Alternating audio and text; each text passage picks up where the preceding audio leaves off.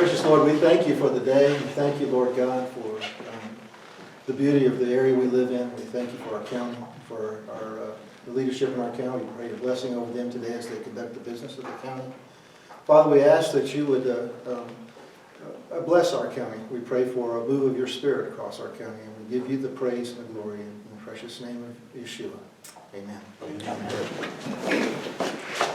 Allegiance to the flag of the United States of America and to the republic for which it stands, one nation under God, indivisible, with liberty and justice for all.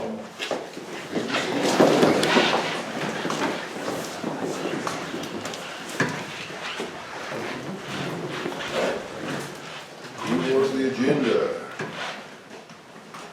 Just something you had to add, Bill? We wanted to add, to the discussion items, add the holiday pay as a discussion item, please.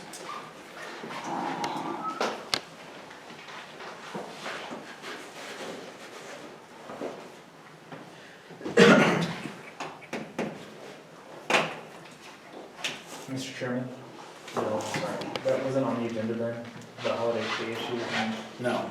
you know what? Was that a concern from one individual commissioner?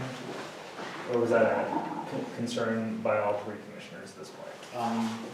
One commissioner. Well, you know what, why don't we visit with that commissioner afterwards and not add that to the agenda? Because the Open Meetings Act again requires that we, even for items just to be discussed, that they be listed on the agenda 72 hours in advance of the commission meeting. And I don't want to take us down that path. So if we can visit with that commissioner after the meeting, we can address it at that time. Okay. Thank you, I'm sorry about that, Bill, I didn't realize that. And my question would be an attorney question anyway. I'm happy to visit with you about it. We will. I'm sorry, I thought we could add that, so I should have checked. That's all right, no, that's okay. Mr. Chairman, I'd like to be included in that conversation That's okay. Well, that would create a quorum outside too. So we can't do that. well, I can visit with you separately and address any questions and That's what I was Absolutely.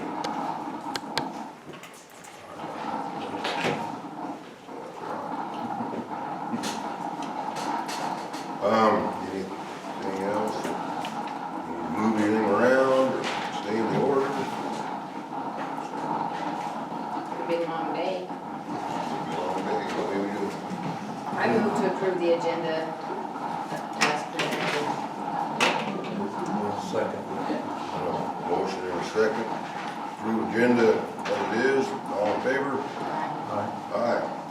Dang, you're noisy, Mark.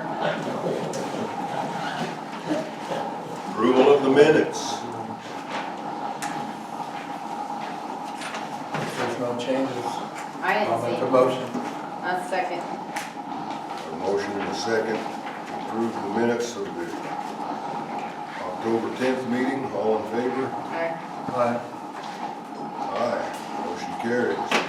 You know, once upon a time, I was put in an application for the state fair, and one of the questions was, equipment you can run, and I said, Mr. Coffee Machine. Got me a job.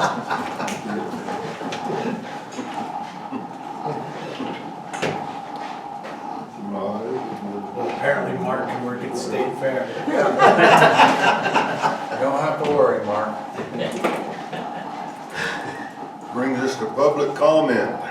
Members of the public can speak to any issue they would like. It's not a question and answer, just speak about anything you would like to speak about. 2-3 minutes. If you'd like to speak, give your name for the record. Got anybody speak about anything this morning? Hi, my name's Don Morris. I just have one comment. I just learned just a couple of days ago that there have been 0 DUI arrests in this county this year, and I don't think it's for lack of opportunity. I mean, I live on Main Street in Reserve, and I have a front row seat to a lot of the driving that goes on. And I guess I would like to know if the problem is being addressed in a different way. You know, maybe it's being done quietly behind the scenes, talking to people, and not through citation and arrest. But I would like to know that it is being dealt with in some way and not just ignored. Thank you.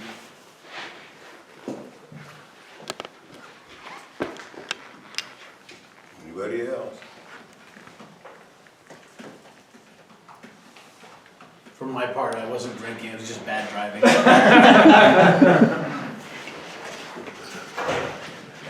I'll second that. Trying to pour your Dr. Pepper when you're driving.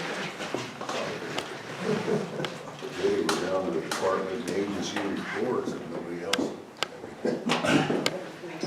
So what's the status on the injunction with the Forest Service? They're, So, Mr. Chairman, if I might, so everything is lifted, as it relates, except for the watershed activities. Let me explain what's lifted and what's not. So, if you recall, in early September, the district court in the District of Arizona issued the injunction on all wood cutting activities with respect to, for the basis of the Mexican spotted owl, or protected reserve Mexican spotted owl.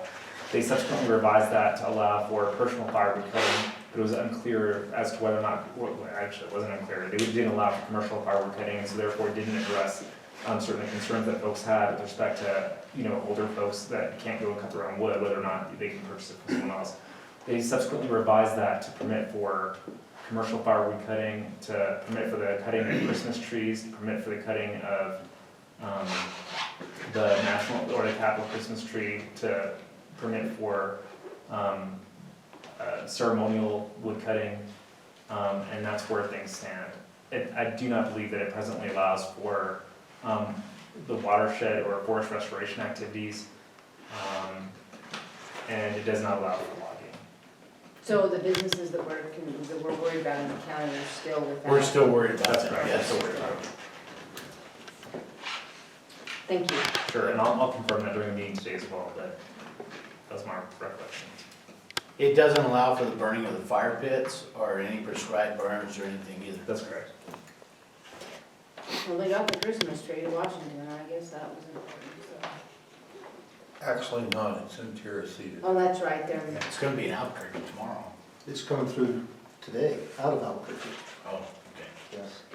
Going down this way to TRC and then down to Waukegan. 30-some towns. Look at a dead tree.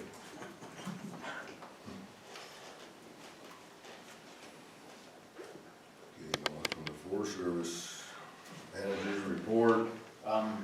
I thought today was gonna be a very busy day, and so I just thought I would provide a written report to you later, but I will tell you, I would bring this up.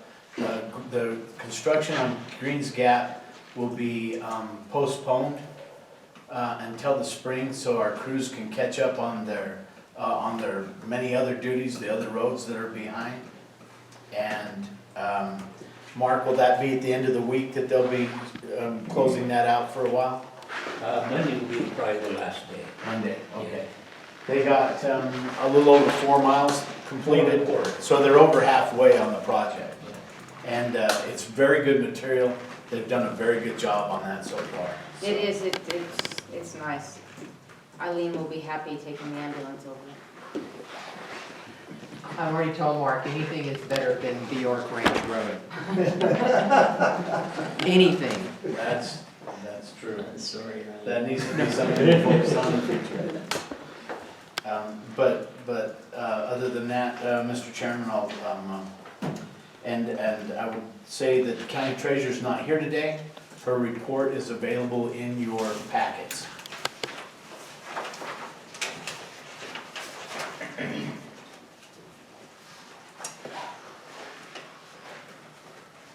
Did she go over any of this with you? No, she just dropped this off at the office. Okay, so we don't know why the DWI grant program is negative.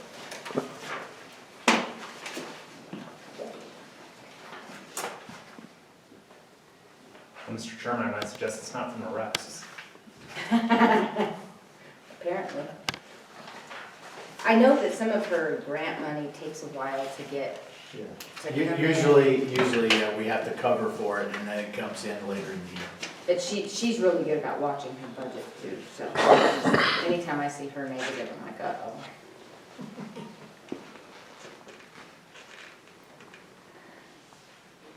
I move to approve the finance report as presented. I'll second it. A motion and a second to accept finance report as it is presented here.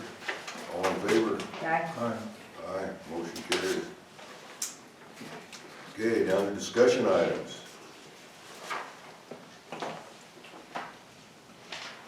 Communication concerns, grant application.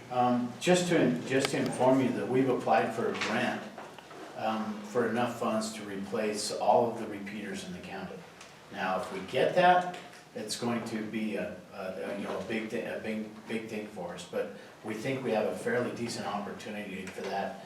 And Joyce, I helped Joyce complete the application last week, so fingers crossed on that. Larry's has played a part in that as well.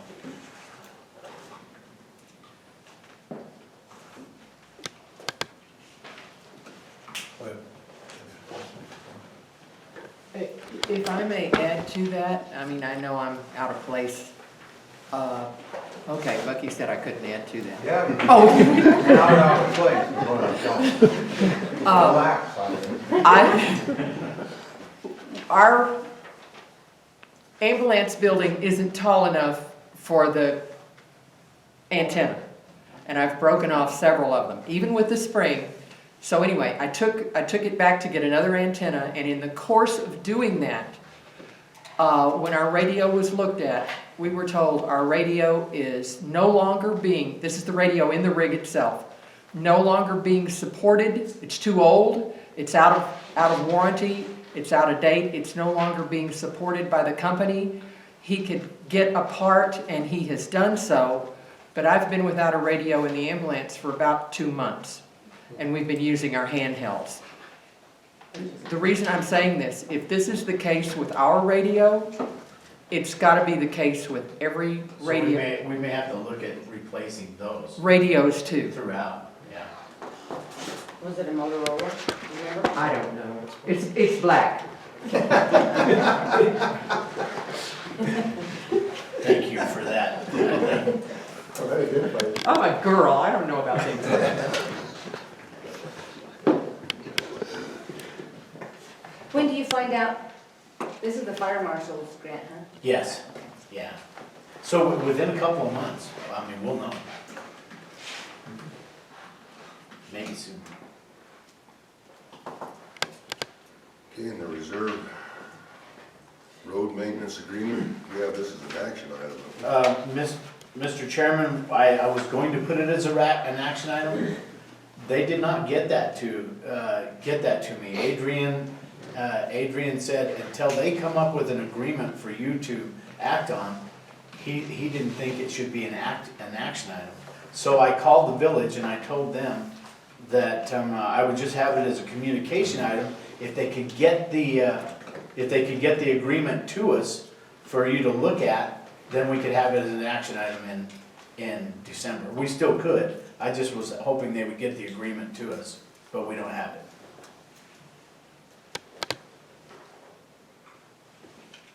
The current agreement is out of date, and I think it's a sweetheart deal for the village right now. 2 months, yeah, I know, $1. Yeah, so the way it's been done, if there's any materials they pay for, and the county does all the work with our people and our equipment. Right, With all. and I think what they wanted to do is I think they wanted to change it to include snow removal on the county, but the way we already do that, Mark, don't we? Yes, and I may add that our blades are pretty aggressive when it comes to removing snow on them roads, and it could tear up the pavement, so if we're gonna help them with the maintenance and snow removal, I suggest that we get some kind of a snow plow or a truck or something, otherwise we're gonna be tearing up the pavement. Right. I think the village doesn't have to. I don't know, we could look at, I mean, I think that's something we should look at, because I know this summer when we had this last winter, when we had pretty good snow. Mark and Scott were out on backhoes all day, clearing off the city streets. And we appreciate it. I guess until they come up with something. Well, that, Adrian said, don't put it on the action items, so I did. Okay, Washington trip, Wolf and Forest concerns. I put that on there just in case anybody had questions. Anita wrote a article to put in the in the newspaper, which was very good. The Washington trip was meeting with the forest was one of the more positive things, but they also pretty much acted like things were out of their hands. So I would like to say that we got snubbed by some of our representatives up there. Socio Small's office was by far the most receptive and attentive. Some of the others were just, it was like, yeah, we'll listen to you for a little bit, thank you for being here. And one just kept changing the appointment time to where we never got there. So, but the meetings with the departments, I felt was a progressive step. And we were able to at least state our case and give them something to think about. And we did. I probably got on a watch list or something. He was able to get on the plane to come back home. So Right. he was going in. But at any rate, I didn't know if there'd be any questions, but that's on there. And also, we had the Wolf meetings here. I went to Springville and then for Cliff, because he was unable to go, and then he went to the one which was for the executive. So that was it. Was the new director for the Wildlife Services at that first meeting? No. No, we met with the chief, the deputy director. No, he's talking about the meeting in Springerville. Oh, I'm sorry. The Wildlife Services guy has not come to Catron County or introduced himself. They have a brand new director. He was there at that meeting, never said a word at the meeting. Now we find out that the Wildlife Services wants to hire a biologist to do all the, They want to kick out everything that Jess does. well, we don't know what their proposal is. Jess is pretty fired up over it. I was kind of like, I don't care who does them, so they're honest. And one biologist isn't gonna be able to do all this. So I'm thinking we need to try to get this guy to come meet with us. I have talked to our Wildlife Services guy, Stephen Gomez, and told him that once he has the opportunity to talk to him, because he still hasn't talked to me either, I said, tell him to come to the commission meeting. You know, if I can't talk to him, then you extend that invitation to our commission meeting. And he said he would, but he hasn't been able to pin him down. I said he needs to come to our meeting. He has to come to our meeting because. What you would think? I, We're the epicenter of the problem. Exactly. So I'll follow up with Stephen again, see if I can't. Yeah, I talked to Mike Kelly yesterday. Mm-hmm. He retired from Wildlife Services. He said he has talked to the new director, and the new director told him that they're gonna bring a biologist in. So Jess is getting good information. And I'm not, we should just jump up and say we don't want this. I don't know what a biologist is gonna do that these people aren't already doing. It would free up your guys to do other work, but how are they gonna work this? So it kind of remains to be seen how they That's approach it. whose idea was it? Mike seemed to think it was the new director's idea to do all this. He wasn't being pressured by Fish and Wildlife. He was come up with it on his own. Well, I will, I can't talk to this guy. See when he can come meet with us, see what they're planning. have some input in it. The one thing that I came back with, back to the Washington trip, there is such a disconnect in Washington with what's actually happening in New Mexico. We talked about the IG report with Fish and Wildlife, and they didn't seem like they even knew anything about it. So I sent them a copy. I emailed them a copy. Please respond. Please tell me what you think about it. Please tell me what you plan on doing. And so the higher up the chain that you get, the less they know what's going on the ground. And that causes a lot of the problems. And I'm not saying that they would fix anything with the wolf problem in DC, but if they don't know the extent of the problems that we're having here, they're not going to address it. Well, and it's kind of apparent that they don't, as the chain of command goes out, they know less and seem to almost care less about what's going on out there. So what we're dealing with is from administrative viewpoints from the past, still happening out here. It doesn't matter how progressive or if things are taking a step back up in Washington, it has not filtered down. Mr. Chairman, I think it'd be appropriate, given that they took the time to visit with us, that we send a thank you note and gives an opportunity to remind them about our issues here and thank them for taking the time to visit. And Oh, did you send one on your own? Good. But it was just, I just sent them that. I sent it to I'll send one from the county. Mr. Chairman, along that line, it's not really on the agenda here, but it parallels the wolf program, and that is Wild and Scenic River. And I think that we are incredibly ignored by our senators. And in a discussion with Bill Green, after, some of these things appear to us to be so one-sided, and we would like for those two senators who represent with their constituency, we would like for them to come out here and meet with us. And to my knowledge, it's been a long time since either one of them have been here. So Bill had an idea, and I would ask Dave about this. Is there a more official way of asking them more seriously to attend? Is there a way to put this to them that they owe us? It's their responsibility to come and meet with us and hear what we have to say. That's the issue. Mr. Chairman, Commissioner Allred, if the commission were so inclined, we can send out a letter of invitation from the commission to come and visit with the Board of County Commissioners regarding the Wild and Scenic River designation. And the wolf. And the wolf.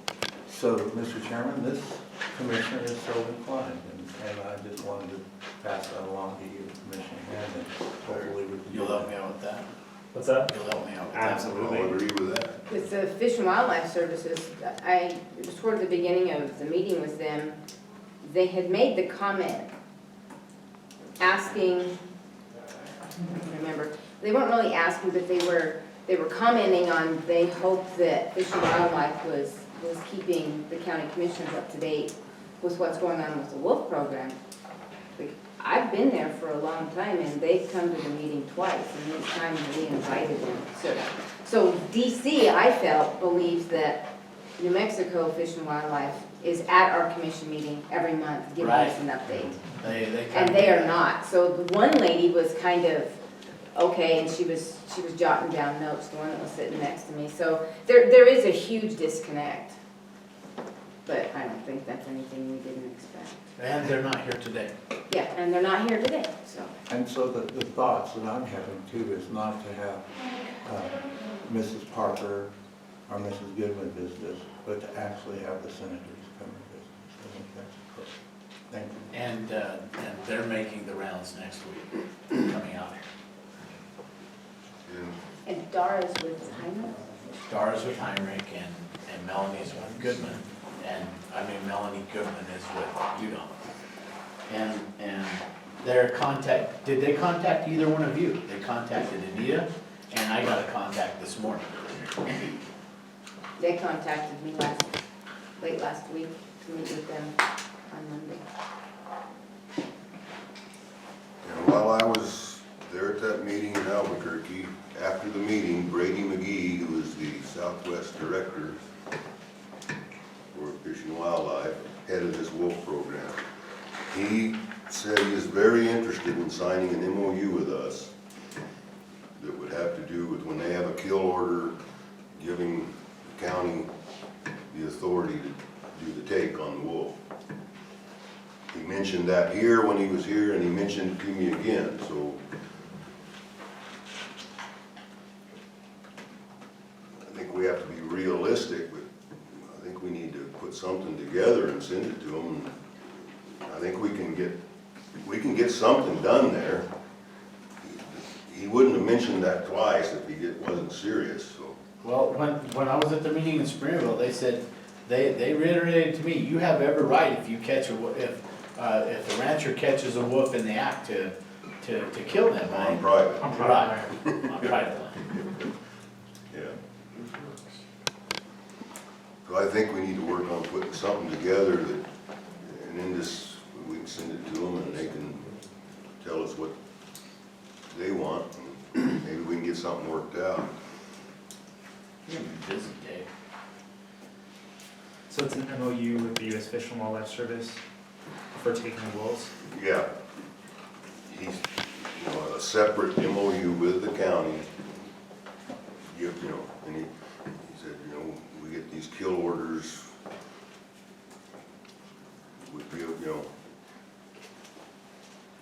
That's the main thing, there's probably other stuff we can think of that we might.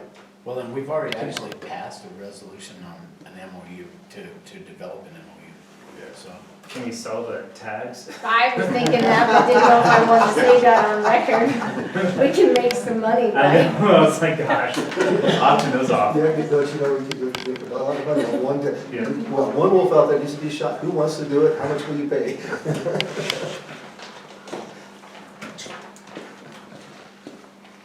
So I guess the best way to handle that is I should probably call him and get back with him, exactly what are you talking about? And maybe get a little more so we can put something together. Mr. Chairman, if you just have him reach out to me and give him my cell phone number, that'd be the best way to get this going, and he and I can visit about what the scope of this MOU would be. All right, yeah, okay. Thank you. Sounds good. All right, let's go on to action item. here's a question in the audience. Okay. So during your meetings in Washington, does it ever come up with the way the rules for the wolf program are written? It can never end, because they're uncollared packs. They don't have a goal. You can't even get them to tell you what their end is. Yeah, there is no end. They don't have a goal. They don't account for the uncollared wolves. So, they may say there's only 130 on the landscape here, but we all know there's probably closer to 400. Well, New Mexico Game and Fish was at that meeting, and they have now rejoined the program. New Mexico Game and Fish was out of it. Their stand is, they want as many wolves as they can get, as fast as they can get them, so we can get these delisted and moved over into the New Mexico will be responsible. And I asked the guy, well, how many is that? He doesn't know. And are the environmental groups going to not fight this, which they will? I see no end. Yeah. They're coming up with a new revision next year. They're writing a new plan. So New Mexico is, I think they have the right idea, but I think they're not being very, very realistic in the state ever saying, okay, we've got to take some wolves out because we've got too many. I just don't see that ever happening. It hasn't happened with the northern wolves, really. Everything gets fought, so. So, Mr. Chairman, I think what would be appropriate to add to that list also is to ask Mr. Sloan to come down here and defend their position if they're gonna do thinking for us, and they wanna put more wolves in on us, and they wanna endorse that. I think that Game and Fish, Mr. Sloan of Game and Fish, the director, needs to come here and visit with us. Yeah. And I can reach out to him. Well, you would think they they feel the need to. I mean, like I said, we're the epicenter of this whole thing. This is what's happening.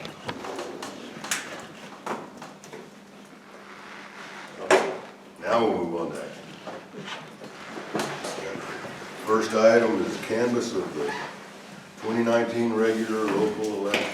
Mr. Chairman, I've given all of you a summary sheet and a list of the actual vote tally.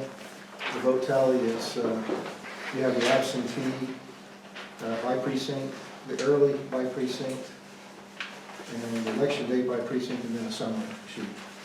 It gives all the counts. And this, we changed our format as far as election. We went to, and for the audience, there's copies of these out there on the table. We had 22% turnout, which for this kind of an election, actually not bad.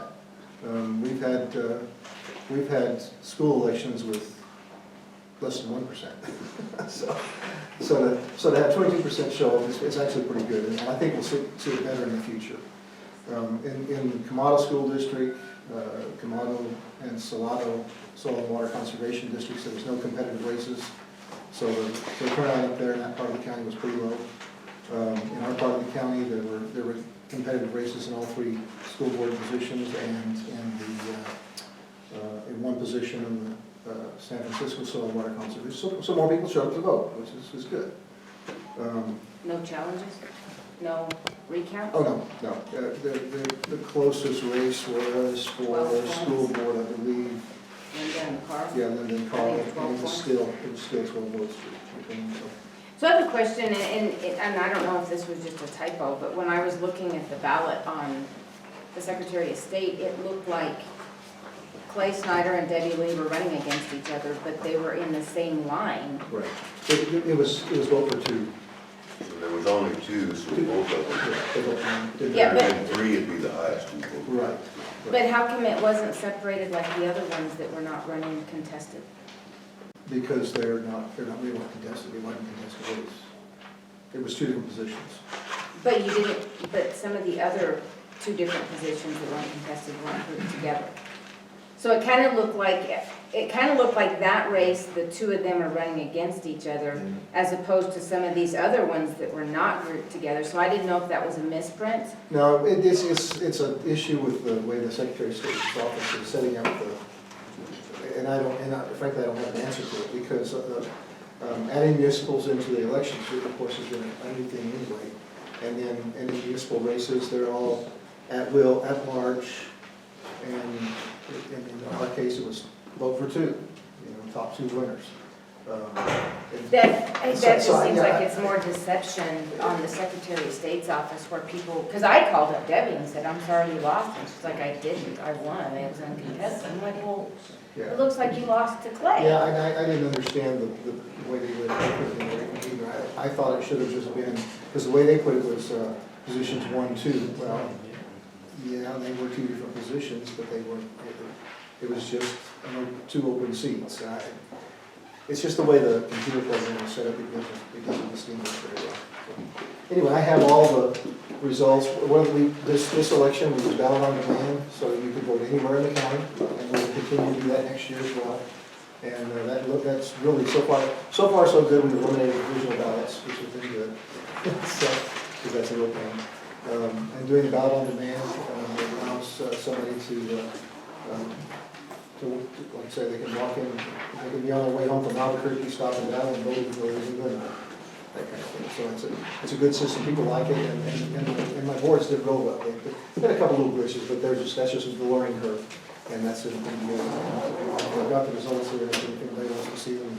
They actually did a good job. I'm proud of them. I just had a question about No, that. I understand It was really I understand deceptive. you're right. It is one of those things that needs to be looked on. Yeah, the only reason I knew that was the way it was, is I talked to Clay, and he said everybody was running unopposed, and I'm looking at that, and I'm like, well, this doesn't. Then I saw up there vote for 2. Right. So then I was like, well, You had to really research those 2 votes. Well, to and get of course, it right. also, that was only for the village, so only people in the village got that ballot, and everyone could see that, so, Yeah. yeah, so it looks to be a lot outside of that. And I just want to commend the Courier.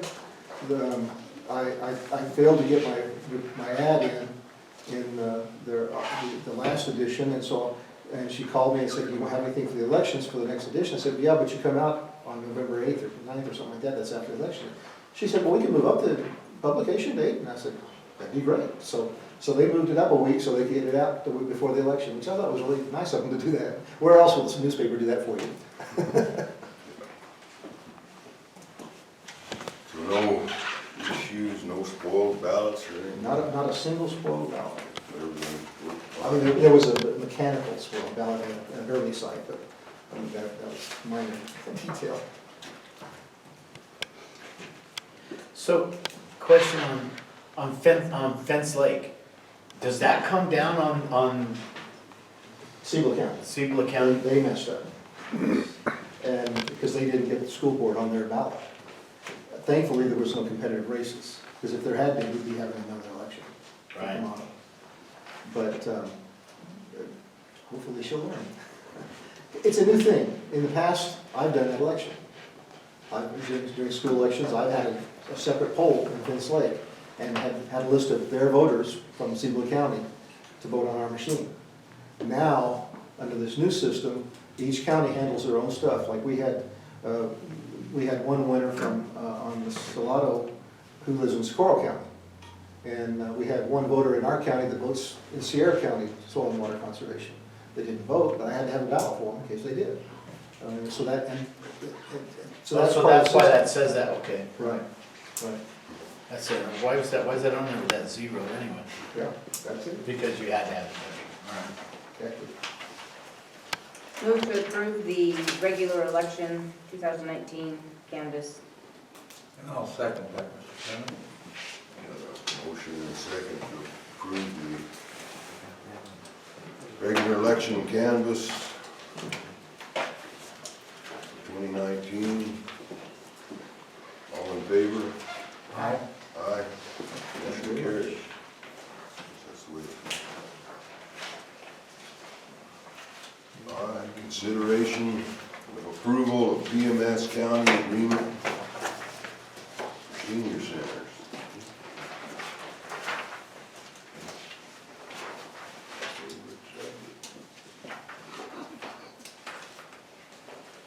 Got the agreement.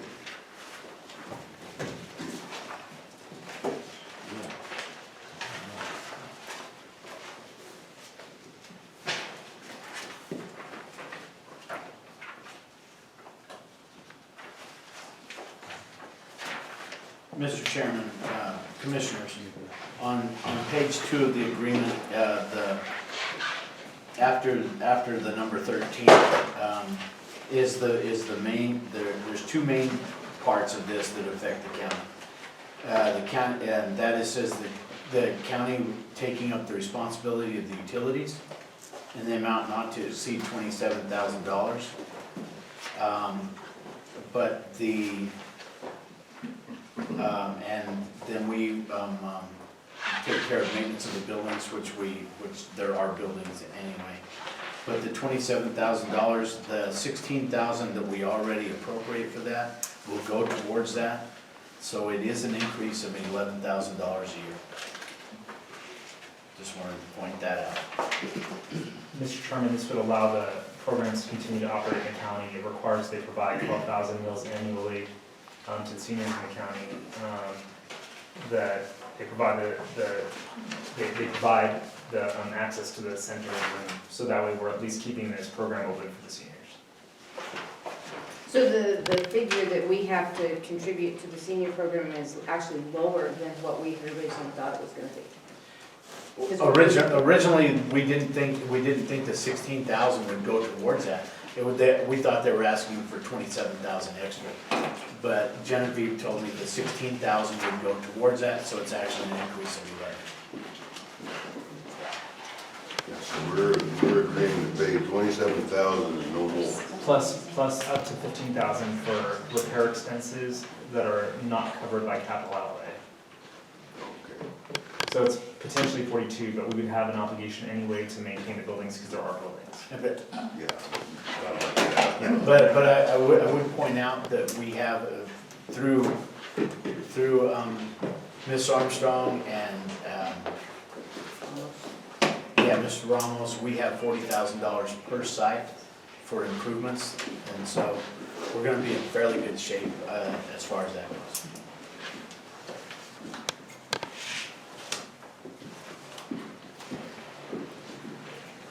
Well, after all of this, I think I can live with this without a motion.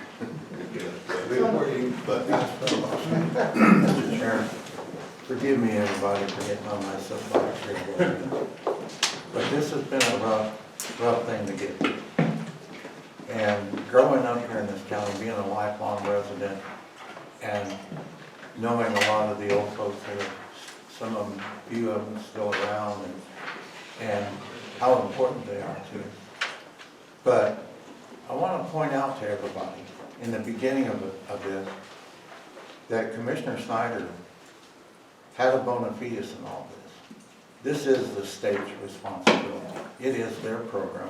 It is their baby to take care of. And they fall down and they fail miserably because they don't act responsibly sometimes. So I'm going to say that, and you know, I guess the thing they can do is send somebody down here to throw me in the Frisco River. Send a big boy with a big lunch. Because this, Cliff is right about this. But I'll fight a circle saw, charge hell with a half bucket of water to take care of our senior center people. And so this has been really tough on me. Cliff made a statement one time saying that I don't want to leave a headache to other people coming in office. And I've bared the brunt of that a time or two, you know, and I know how hard that is. So I've got some pretty salty phone calls from folks about, what the hell are you doing about this senior center? Why aren't you doing this? Why aren't you doing that? You know? And mostly the problem is that people just need to educate themselves a little bit about, you know, where all the rules fall. Who's really responsible? Who should have been stand up? Who should have been watchdogging, you know? And when you mess up, fess up. I want to thank Commissioner Hand for, just really working hard to keep this program alive and doing all she's done. So with that, I'll shut up. I'm going to support this, and we can move on with our senior centers. And I'm going to thank those folks that did come from the state government and did work hard to try to make this thing happen. And thank you, Mr. Green, for your work, the way you work on this. And diligent. Well, I know that, I think I remember it was in April that Cliff said, I'm pretty tired of hearing about this PMS stuff. And it's November, so maybe Chairman Snyder will be, won't have to have anything with this on the agenda next month. Mr. Chairman, I look back at the minutes, the first time we talked about this was January. Yeah. And I echo Commissioner Allred's sentiments about, this is a program that was passed down from the feds to the state, and the state needs to fix it. And if there's anything that I hope happens with the turmoil, stemming from the turmoil in Catron County, is that the state recognizes that it's not just Catron County that has problems with the treatment program, it's statewide.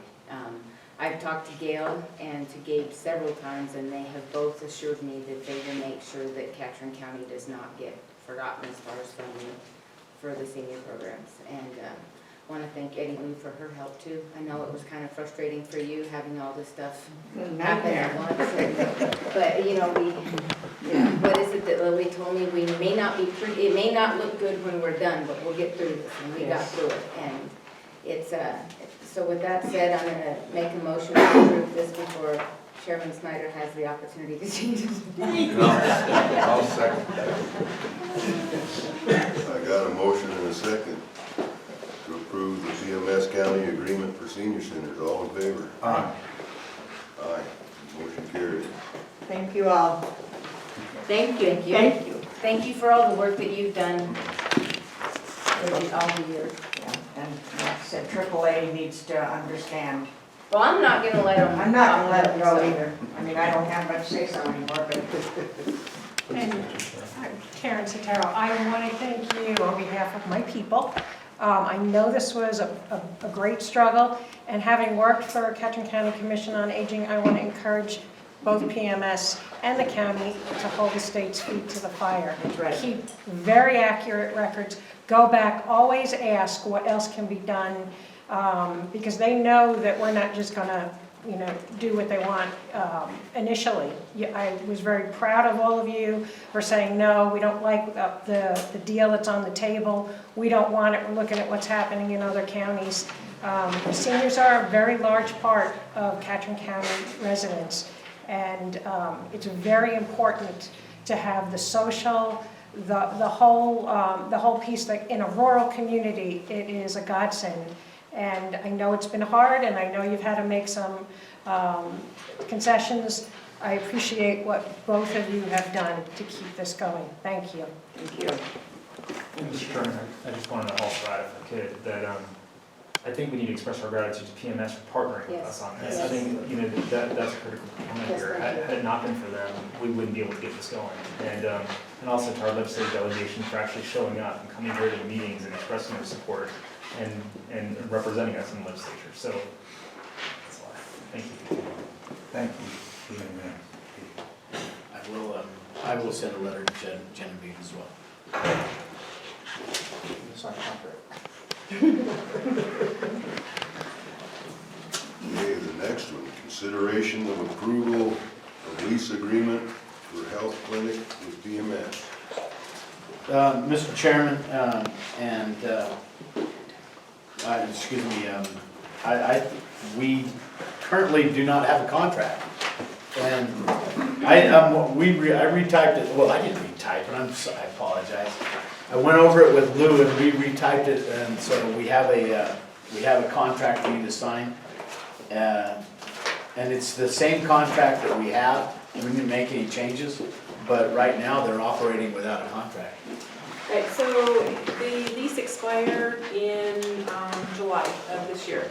So we've been without a lease. It's one of those things, prior to this one, you guys had signed like a 99-year lease or whatever with TMS, and so it kind of fell by the wayside, realizing that it was to be renewed every 2 years.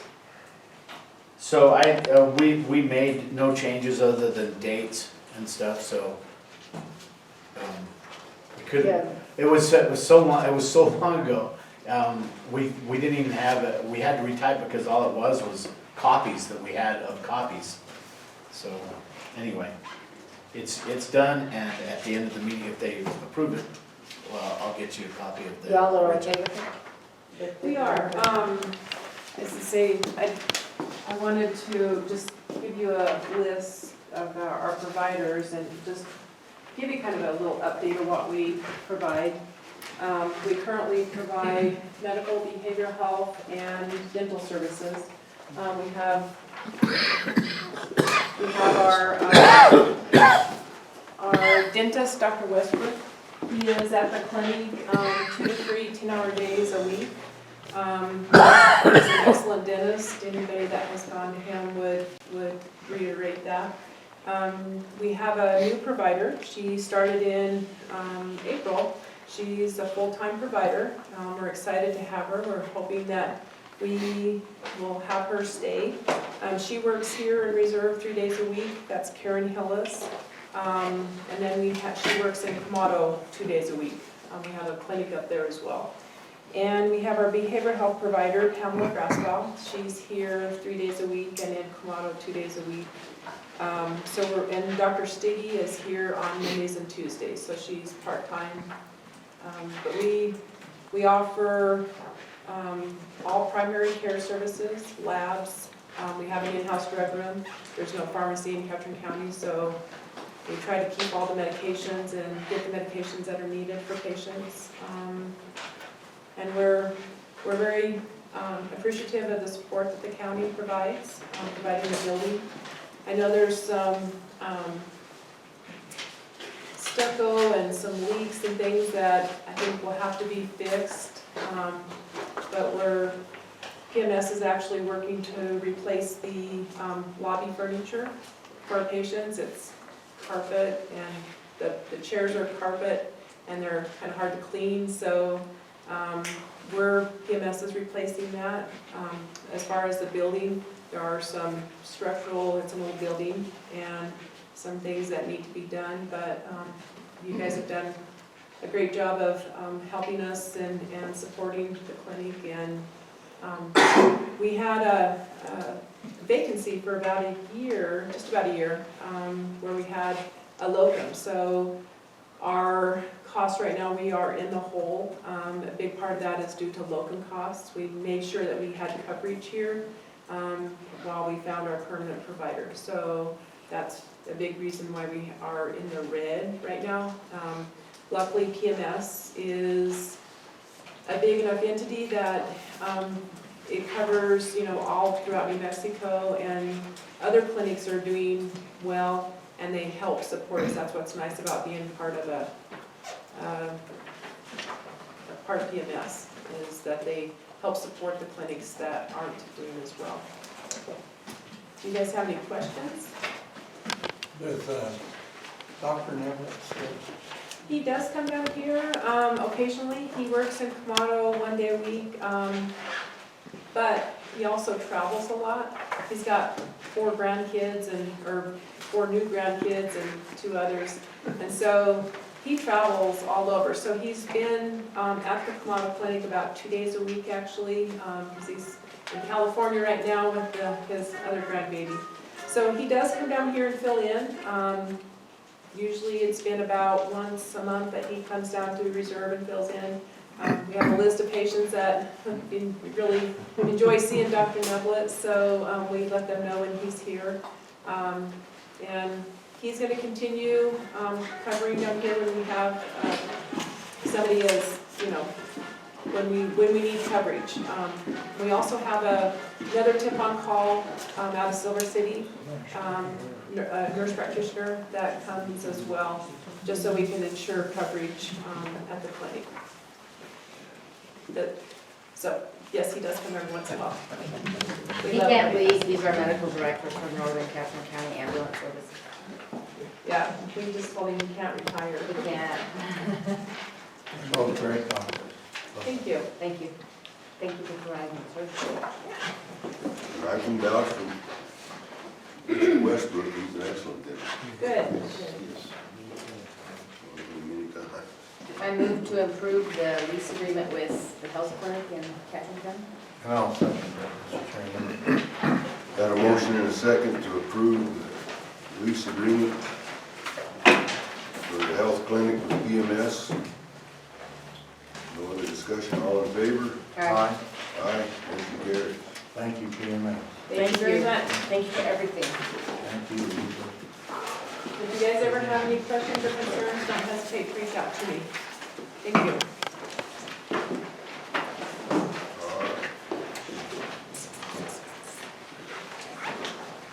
Okay, so, Direction of staff to publish title and general subject matter of county lodger's tax ordinance. I just want, did I miss that in your books? Because, no, I have it. okay, You just don't have it? Oh, no, I have it. I do. okay. Never mind, I got it. I just had mine out of order. So when we kind of discussed this last month before, I can't remember, there was a comment made about the county not contributing to some of the events that take place across the county, the 4th of July events in Kamado and Glenwood and Reserve. And I just wanted the public to know that if we had a lodger's tax, that lodger's tax can be used for these events in the county. And then therefore the county can help contribute to these events. So I just wanted to put that out there. There are some good with the lodger tax, there are some bad, and most of it is paperwork. But I think it's past due for the county to have a lodger's tax. So I don't know what else you want to say. So, Mr. Chairman and Commissioners, this has been brought up several times, and obviously this is not obviously not my decision. One of the reasons that I'm interested in it, it helps identify the Airbnbs, which are actually not paying sales tax right now. And so we would be getting sales tax as well as lodger's tax off of those, because the Airbnbs use national services that people use online, and it's easy, and those companies have to meet local ordinances. So if you had Airbnb businesses here, which we do, that are using these services, they would automatically be identified. That money would be taken out and sent to the county. Because the county doesn't have business licenses, it's gonna be hard to find all of these Airbnbs and. But if they're using the services, then they're identified. That's a point, the only point I had to make on this. So, Mr. Chairman and Commissioners, you know, what I would like to see, so that I can get my head wrapped on this, and I know that I'd like to see the potential number of businesses that are going to support this lodger's tax, and potentially what the revenue would be that we would be receiving from that. And also, how are we gonna disperse this money? Where's it gonna go? Who's gonna be in charge? How's it gonna be used, you know? And hopefully they'll have a class so Jack can learn to turn off her phone. Don't throw it at me, Jackie. I'm fixing to. Bring a grandkid. No, but I just, in all fairness to the pro and the con of this, I'd like to be able to see something on paper, just as a potential projected number of people that are gonna be paying, you know. So, Mr. Pato, the direction to publish the ordinance is not endorsing the ordinance as law. That's correct. So, Mr. Chairman, Commissioner Allred, that's absolutely right. And that should hopefully give Bill a little bit more time to figure out what the economic impact will be. But as we've heard, since we don't know how many facilities are out there, we just really don't know what that impact is going to be.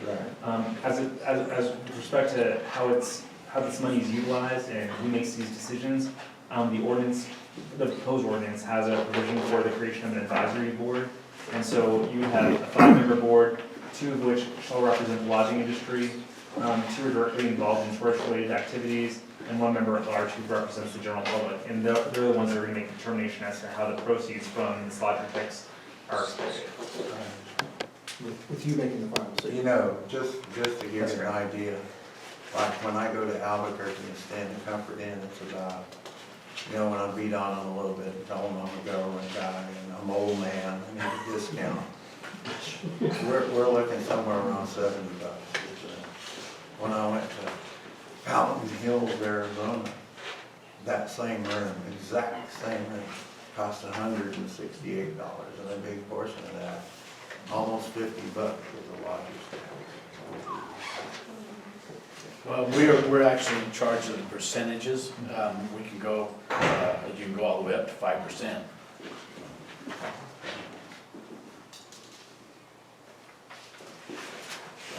Okay, you have to have, I guess this is your collection clause. If someone fails to pay the tax, you can give 90 days in jail. And so it's a criminal offense not to collect. You would give the lodger the lodging. I don't know how to do it. Socorro County doesn't have any problems with people not paying their lodger's tax, do they? Because Not it that we're aware doesn't, of. nobody's gotten arrested. Yeah. Who's in charge, Moniette? No, I don't think so. No, it's an advisory council. And Mr. Chairman, I know in Grant County, every year in the newspaper, they have their report that they come out, and it's when the commissioners deal with it, and they distribute, you know, of course, they distribute hundreds of thousands of dollars every year to multiple events and agencies. And of course, they do the advertising and that kind of stuff, because there's a percentage that has to be used that way, but it's not a very big percentage. Well, when you go to Socorro, you drive right by that covered arena and stuff, that was all built with lodger's tax money. Exactly. And Sierra County's been able to use that to support the state court activities and support Alpha Butte, to partner with New Mexico True and to try to bring additional folks in like that. So I don't know, provide some seed money for future partnerships as well. So anyway, direction to publish does not put the law in act.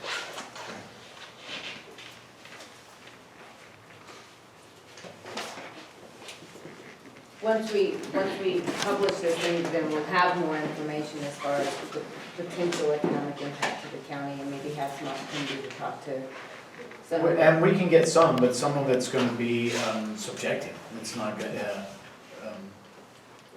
we're not gonna be able to give you right down to the detail, this is how much money you're gonna make. You can estimate the number of bed and breakfasts and hotels, things like that. I would suggest it's super hard to get a town to, I mean, we might be able to get a town to the number, but then we don't know how many nights they're renting and all. It's just almost impossible without. It is. Not very accurate. accurate. But I know there's about 30 or 35 B&Bs.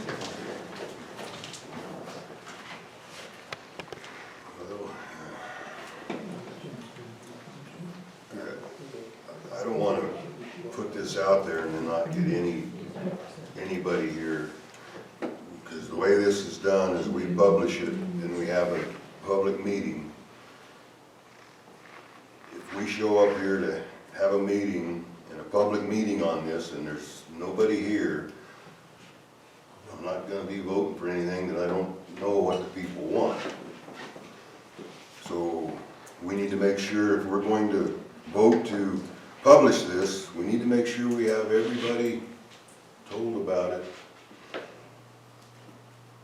So we can have a big to-do that day, get all the stuff out there.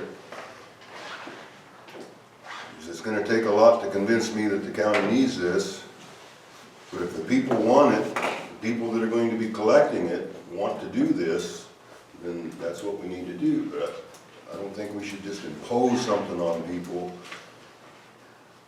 and then threaten them with 90 days in jail. That's the whole point of printing this, and I think if you put it in the Courier, I mean, it's widely circulated. Well, we could actually post it around the county as well. I'll talk to my I lodger. say we posted at all the motels. All my That's a great lodge idea. owners in northern Jackson County, I'll have the conversation with them. Would it benefit the situation if we used our reverse 911 and sent the automated phone calls out to the county to make sure that people know that there's a meeting so they can get educated about it and have a chance to ask questions and give feedback, so then you can have that? Can't hurt. I mean, We made every effort No, to. I hate to harass people by phone. I mean, I think if you just go ahead and post it in the Courier and put it in the newspaper down in Silver City and go ahead and post it in senior centers and try to distribute it to all the businesses. all the that we businesses know. that would be affected, I think that might be sufficient to other folks, but I think, yeah. The Courier needs it by the 20th. 20th. There's another question. I guess I had a couple of questions. Number one, I just want to understand the legal veracity of having to get that level of public input, because the last time I checked, I have a lot of taxes that are imposed upon me that nobody asked me if I wanted to collect and remit. So that was my first question. My second question is the statement that I am currently the only lodger that I know of paying local lodging taxes in the Village of Reserve. The revenue on one small inn with less than 15 rooms is currently around $20,000 a year. That's one small inn, probably the smallest in the county. And so I would say if you were to multiply that by 2 or 3 other inns just of larger size than mine, which I'm sure has more revenue than mine, we're looking at a minimum of $80,000 a year. And that's not counting the Airbnbs. What's the rate in the village? The rate in the village, I believe, is 5%. So they took the max. Mr. Chairman, if I might address the legal veracity, certainly this board is not required to hear from every prospective lodger or every prospective business with respect to whether or not, there is support or against the tax, but I certainly applaud your willingness to do so, and you're encouraging folks to come out to hear from them and representing your people. I mean, I think that's, again, the decision ultimately rests in the discretion of this board, whether or not to impose the tax, but in making that decision, I think it's proper and right to hear from the people that are going to be impacted by it. But they're not truly impacted by it. They're impacted by it at the same level that I am impacted by collecting and remitting sales tax, which again is not optional. I am not paying the tax.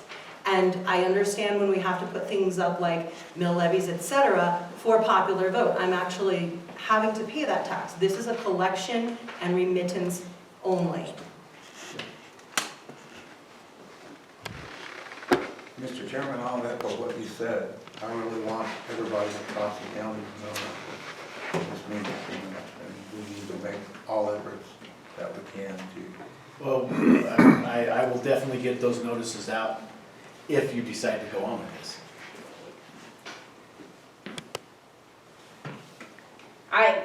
I'll make the motion to move forward with publishing it, seeing how the public responds, and we'll just make sure that we talk to our constituents that we're gonna be having a public meeting and encourage them to attend to give their opinions. And I'll second that, Mr. Chairman. You got a motion and a second to instruct the staff to publish the title and general subject matter of Catherine County Lodgers Tax Ordinance. No other discussion. All in favor? Aye. Aye. Motion carried. This next discussion item might be kind of long, I don't know if we're gonna take a break. Okay, Bucky says we can take a break. Let's take it. However long. Okay, so Meeting back to order.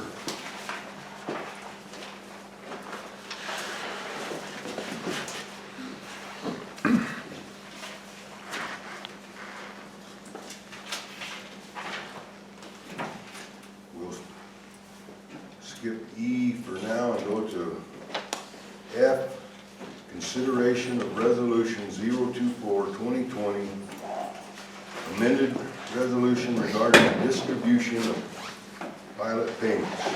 Borderlands Wind. Mr. Chairman, several months ago, this board considered a resolution regarding the distribution of the PELT payment. If you recall, Borderlands Winds has generously offered $3,300 a megawatt PELT payment for our issuance to IRBs for this project.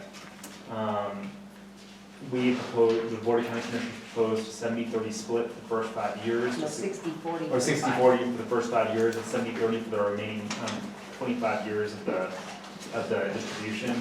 The school board came back and originally proposed 60-40 with them paying $4,000 a year to reserve schools, but they subsequently advised that they were not willing to provide that $4,000 a year to the reserve schools. So now their final proposal is a 60-40 split, with the county receiving 60% of the share of the bill. And it's for this board to decide whether or not that proposed distribution is acceptable, and if so, then to approve the revised resolution with the revised distribution. I would point out that the contract will need to be changed, because in here we printed it out at 32 and it was 3,300 per megawatt. We'll also have to change it. We'll have to also incorporate the split. Cliff, there's several questions in the audience. Mr. Chairman, Jimmer Williams, I'm the president of the Camado School Board. And we did vote on the 60-40, and the way that we voted was the 60-40 was split on the $320,000 original bill payment. And then because of the extra $10,000 that came in after that, we decided that we would like to give our 40% of that extra to go to reserve. And I'm not sure where you're getting your information, because nothing was voted on the school board meeting about rescinding that $4,000. Mr. Chairman, I received an email from Bill Green on October 31st, and before that will pass. Bill, I was referring to an email that he sent on October 31st regarding the revoking of their $4,000. Do you want to? That came from Mr. Lackey saying that his legal counsel told him that they didn't know that if they could do that, he was gonna get back to me, but for right now, I probably should take that off the agenda. I may be wrong at how I'm paraphrasing that, but he just said there was some question to that. Mr. Chairman, And so I took it off because it was $4,000, so. Mr. Chairman, I might add that it would not violate the anti-donation clause in this constitution for one school district to give $4,000 to another school district because there's not a restriction on that particular transaction. Yeah. And that was brought up, and that was how we had decided that if as long as there was no issues legally, then that's how it would remain, so. When did we pass the resolution with the 60-40, 5 years, and then 70-30? Was that back in September. September? So we went from, I don't know, I'm kind of like Cliff is with the senior center with this figures, this stuff. Our original proposal would have brought the county 6.7, and I'm rounding it, $6.7 million over 30 years, Kamado 3.1 over 30 years. The Kamado offer, the county would get 5.7, Kamado would get 3.8, and Reserve would get 300,000 over 30 years. I like the original proposal that we had passed. I don't have a problem with Kamado's offer. What's been really frustrating, and this money is, and I kind of look at it like this, is we got a birthday card, $20 in it. Splitting it with the school, and no offense to you two, but the school went back to find out if they couldn't get a $100 bill instead of a $20 bill, and we're back to trying to figure out a figure when we had voted on a set figure and proposed it to the school. And then we are down to the wire trying to figure out how we're gonna do this now. I've played with numbers over and over again. There's all the way from a 50-40-10 for 5 years, and then 50-30-20 for 25 years, which gives Reserve School $1.8 million from the county. Other figures, 55-35-10, which gives the county $5.4 million, Kamado $3.4, Reserve $990,000, to the 60-30-10 split, which gives the county $5.9, Kamado $2.9, and Reserve $990,000. I'm not okay with the county giving up a lot more of our percentage to the schools, to Reserve. I don't have a problem helping Reserve out. I do have a little bit of heartache about giving them 1.8 from the county, because as a commissioner, my job is to look out for the constituents in the county, not for the schools. With that said, see what they have to say. The way I look at this, we've got a 60-40 split, and Kamado was willing to give some of theirs to Reserve, which I don't know how Reserve even got involved. The county made a proposal. 60-40, 5 years, 70-30 after that. The Kamado school came back with a proposal. Now, the Kamado school could have come back with a hard line proposal. I don't feel like they did that. I see what they did as a compromise. So now, if I don't agree to this, I look like the bad guy, and I'm trying to hold everybody up. I feel like the Kamado School Board tried to meet us in the middle. I say we meet them in the middle.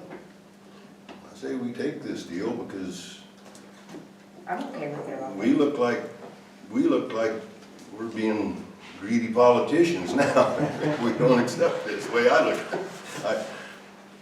They could have come back and really played hardball with us, but they didn't. So I think it's time for us to take this and move on. That's the way I look at it. On the flip side, I was originally 80-20. I was hardline 80-20, but started looking at the school, and I'm like, okay, I'll meet halfway, and that's how come I came up with the 60-40, 70-30. I don't like the fact, and I'll just put this out there, I think your superintendent played you guys and played us, because he was never honest one way or the other, and drug it out, and drug it out, and drug it out. And we make any changes that would benefit the county, then like Cliff said, we look like we're being greedy. But bottom line is, you guys are looking out for the school, we're looking out for the county. Yeah, I think we can all walk away and say we won on this deal. I'm okay with Kamato's offer. Kamados can say, yeah, but those guys blinked first. And we can say, well, we got the lion's share, so we can all say we won. And it's not, Looks good. it's not, the conversation was several times that, well, there's a lot of competition here and somebody has to win. I don't think we won by having the wind farm. We're getting $330,000 a year. There's no competition as to who got the ball and scored the final point. So the 60-40, the Kamato offer, if the other two are okay with that, I'm okay with it. But I was hardline 80-20 to begin with. I'd like clarification on that. The 60-40, are we giving the extra 10,000 to reserve every year for 30 years, or are you taking? That was the original offer, but somehow David. Mr. Chairman, if I might suggest, given what we've heard from Jimbo here today, that we incorporate into this proposed resolution the 60-40 with the 4,000, with Kamato's schools making a payment of 4,000 a year to the reserve school district. I'm not okay. Yeah. I'm sorry. I'm gonna be the bad guy. We love you, Becky. Yeah, I know. Y'all love me like a rattlesnake, just like my wife does. I know, that's what she tells me. I originally wanted to see a 60-40 split for 5 years. And I wanted the county to give 10% of their 60 to the reserve schools. Because in the future, it's hard to get a bond passed. They struggle, they have money things. And damn it, I don't want to walk out of this deal and leave them behind, just to sit there. I got a friend named Norville Barnes, and he said the toughest day in Thoreau High School was the close day for him, and he goes on about, break your heart. I kind of see that for reserve here. That's my old school, and I want them to benefit something in this. And their folks are part of this county. They're as much part of this county as Kamato, or Daddle, or Muggione, or anybody else. They pay taxes, their kids go to school, they need help. So I was thinking 60-40 for 5 years, with 10% of the county's money going to the reserve school, and in 5 years of 70-30, 20% of the county's money going to the reserve school. And it's the same thing here as the envelope with the $20 bill in it, and I like Commissioner Ham's thoughts, and I understand where she's coming from, appreciate it, respect it. Also, Commissioner Snyder. But this county, if this one generation thing hadn't come along, we wouldn't have this money. We wouldn't have any of this money. So what is yours again? 60-40 for 5 years with 10% of ours going to? So To the it's school. 50-40-10, Anita. 60-40 for 5 years, 70-30 with a 20%. But I'll tell you what, we're probably good with 60-40 across the board, if that's what we're talking about, and that's what Kamato was offering us. And the county giving 10% to the reserve schools for the duration. So what Bucky's proposing, the Kamato school would have to go back and get another vote and drag this out. Mr. Chairman, I can see a way to do it potentially where they wouldn't. If this board were so inclined, what we could do is hold them to their 40 and the 4,000 a year that they'd be making, to the reserve schools, and then have ours as 60 with 10% of ours going to, so it's still a 60-40 split with a 40 and 4, but 10% of our money is going to go to reserve schools. And I how like do you- that even better. How do you get around the anti-donation? There is no answer. Okay, all right. So, Government to government, can do it all. Yeah. Okay. Do that all the time. The legislature gives us money, we give, the reserve. so the reserve- county would be 50%, Yeah, basically. yes. Be 50-42. So we're giving up $1.8 million. I'm gonna be the greedy politician. I remember when I grew up here, they were cutting timber. Reserve School had all the money. Kamado was poor. I don't think anybody cared that Kamado was poor. Reserve was happy to keep all the money. This wind farm is built in the northern end. It doesn't affect Reserve in any way. I still can't understand how Reserve even got involved in this. I can answer that. I say we take the split, the way it's been presented, and move on. We're gonna complicate this thing and maybe hold up the show. But, that's the way I look at it. Mr. Chairman, commissioners, what you can do is, if you're inclined to do that, the 60-40, and Commissioner Allred still has concerns about reserve being left out in the dust, y'all can visit with reserve at some point in the future and decide what sorts of services you'd like to see them provide in exchange for, in exchange for giving them some sort of money in the future. For instance, if you want to see if they provide an after-school program, you can help to fund that, or if you want to see if they provide some sort of other program or support some specific program, then you can do that as well with the county proceeds. But So you're Chairman, are looking at the counter proposal from the school, that you're okay with that? Or or you want to go back to the original 60-40 for 5 and then 70-30? No, I'm fine with what That's- we propose, they propose. I feel like they made a reasonable proposal to us. So instead of dragging this out any longer, we just go with it. As we both know, or we all know, we've been in this county for all of our lives, and it's always a continued conversation about Northern County and Southern County. And Northern County doesn't get the same as Southern, and Southern doesn't get the same as North. And so this was our olive branch, so to speak, for lack of a better term, is that because there was an extra $10,000 that was added to the mix, is that it was a gesture on our part. That's how come Reserve got brought up, is that, there is extra money that showed up. We recommended that we'd give our 40% of that 10,000. We can't tell you what to do as a county, but we were hoping that maybe the rest of that 10,000 would continue to go to the reserve as well, and then that way it was just a sign of good faith, so to speak. I don't know, if we make a precedence of giving a certain amount, then do we have to make sure that that is taken into consideration if something happens in Southern Ketchum County where it's supposedly supposed to all go to the reserve district? Then at that point, well, do we have to go back and revisit it because now you've taken a part of it to give to reserve that should have gone to Commodore? You're setting a precedent, so that would be my only. Well, I'll respond to that. I don't know about the 3,669 other people, but I damn sure know one guy. If that was the case scenario, and there was a Southern and a Northern, and our school kids were involved, that I'd be voting to support all of them. Because we sit around and we gripe and we whine and we cry what they're doing and how they're living and what they're learning, But we really should be doing things for all kids, and we really should think about, do we need a unanimous vote to pass this? No. Well, I guess then we're back to what you said at another time, Cliff, y'all can move on with this, but I'm not gonna change my mind about this split. I'm not gonna, and as far as the logging and in the past, then shame on all of us for mistreating Camano schools, if that's the way it was.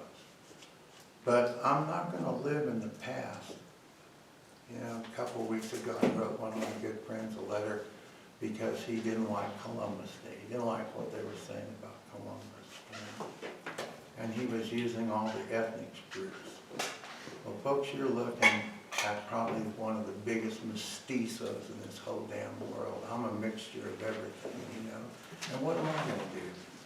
Apologize for the rest of my life to people for things that Columbus done, what, 700, 800 years ago? Isn't it kind of the same scenario, Cliff, when we talk about what we did and Timberlake did? I mean, I just kind of see it that way too. But respect your opinions about it and your passion for what you're saying. So for the course of, I mean, if we drag this on much longer, we risk losing it. So if we do anything other than what Camano has offered, they've got to go back and present it before the board. Unless it doesn't affect their distribution. Like they proposed a 60-40 with 4 going to a reserve. So as long as we don't affect that distribution, they should be all right. We proposed a 60-40 on the original $320,000 based on a $3,200 megawatt that y'all approved. And then that extra $100 came in after y'all had approved the 3,200. And that's when it went to 3,300 a megawatt. And that's where we took the extra $10,000 from to give to reserve. That you were gonna get. So you acted on the 33? Or We did. Are you guys gonna have to act again on Tuesday? No, we acted on the 32 We acted on the 32. with the So- additional. Did we? No, No, we didn't. So the way that we proposed it was, if it was the 3,300, then 4,000 because of the extra 10,000 would go to reserve. But it is on the 3,300, not the Okay. 3,200. Okay. He's right. Yeah, but they're I only stand corrected. affecting their split Right. with that. They're just saying there's an extra They're not 10,000 they affecting- expect. So what Dave is saying is to keep from having to We drag have to this add the out, 6 grand. we have to give some of our split if we want. If you want to, you're going to affect your distribution. Yeah. That's right. And you can make it that 6,000. So you're So which is 10,000, the- so you're only talking $10,000 total. That's not 10%. That's- Yeah, we could give, And that basically covers the loss of their mill levy they just lost. So reserve will get $300,000 over the course of 30 years. yeah, we could propose, If you give them the 10%. Or no, it's 6,000 a year, not 10%.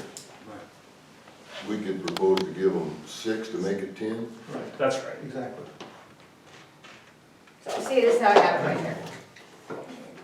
County gives reserve 6,000 for 30 years, 180,000. Camano gives reserve 4,000 for 30 years, 120,000, so they get a total of 300,000. Over 30 years. Over 30 years, yeah. And that's not a big. Somebody make a motion. I'm, Hold up. go ahead. I'm sorry, Mr. Chairman, I just wanted to ask one question, probably of Dave. In talking with our legal counsel, Madro, in other projects I've worked on in New Mexico with IRBs, I was under the impression, Dave, that only the school district that the project resided in could be part of this IRB. I thought they were the only ones that were entitled to be consulted and receive a distribution pursuant to the bill. Gotcha. But I think that both the county and the school district are at liberty to utilize their proceeds however they'd like to use them, and that's, yeah. Gotcha.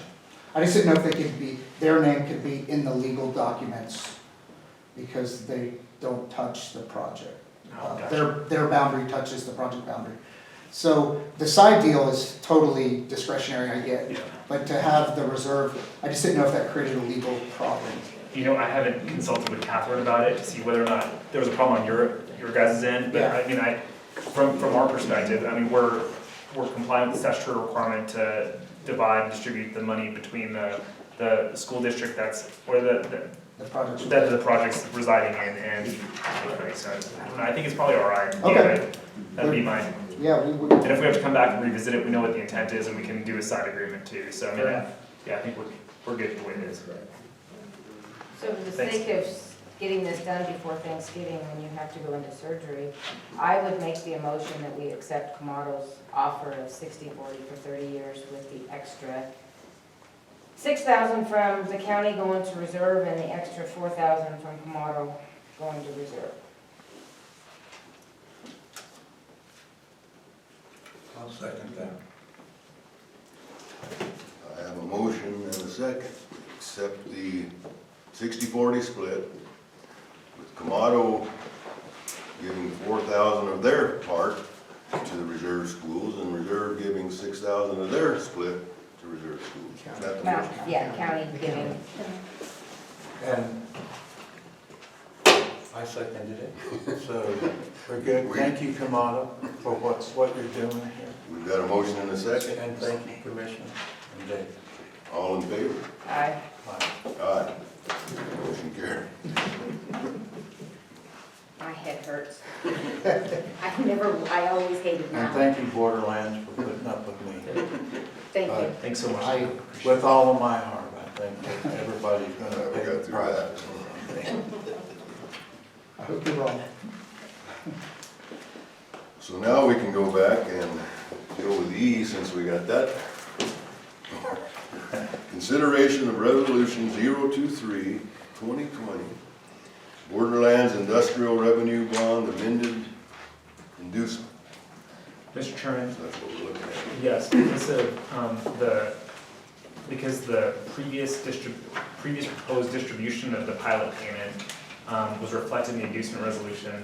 This amended inducement resolution will, again, reflect the county's intent to proceed with the issuance of the IRBs on this new proposed distribution of the code. And the increase, right? And Yeah, so we originally offered 3,000, and then Mr. Pato convinced me to go up, kindly convinced me to go up to 3,200. And then after you passed that, we opened up the financial model one last time and said, what can we add to this without negatively affecting the project financials? And we determined that another $100 would not affect the financials, so then we upped it to 3,300 in anticipation or enticement to maybe get the school to act quicker, and you guys would benefit as well. So we're now at $3,300. So, apart and aside from this, something that Gabe hasn't mentioned, the eastern side of the state is now getting between $2,200 and $2,400 a megawatt. The state average, there's 13 that I'm aware of, IRBs for wind farms in New Mexico. The state average is about 2,600, and we just recently found another one that was just passed in the Torrance County area. That is 2,400, so the trend is down. And so, with another company, Grant County recently did a small wind farm at $1,800 a megawatt. it's definitely trending down, so. So sign it, quick, hurry, don't let him change his mind. Well, this is just cleaning up, is basically what it's doing. And we So- really appreciate So we're- Borderlands' generosity here. Yes. You've already passed the stuff that's tough, we just have to have this so we can clean it up. I move to approve resolution 024/2020. Okay, so I will text her and tell her that we need that on. We've got a motion and a second to approve Resolution 023, 2020, amended inducement. You didn't call her. Motion and a second, all in favor? Aye. Aye, motion carried. Thank you, Commissioners. Thank you Thank you guys so for much. being here and clearing things up and all that good stuff.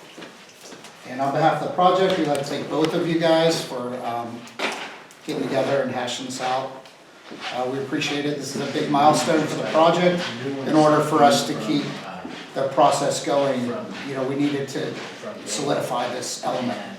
And so hopefully in the end of 2020, early 21, we'll see a project operating. The comments on this project are due the 16th? Okay. So, the comment period closes on the draft EIS on the 18th. And we have a meeting next week with the BLM to go over a lot of these comments. Fortunately, there weren't a whole lot of comments, actually. We expected more. But then the next phase is we will be working with the BLM to move forward with a final EIS, the FEIS. And that's slated for the first week in March. And then the next milestone after that would be a record of decision from the government, which is kind of your permit. And we're expecting that the end of July of 2020. And that basically is your permission to build. Sounds good. Thank you. Thank you. So now we have to do the Direction published. direction of staff to publish title and general subject matter of borderland industrial revenue bond ordinance. Now we have to go through the ordinance process. Yes. I move to direct the staff to publish title and general subject matter of the Borderlands IRB ordinance. And I'll second that. Motion and a second. Direct the staff to publish title and general subject matter of Borderlands Industrial Revenue Bond Ordinance. All in favor? Aye. Aye. Motion carried.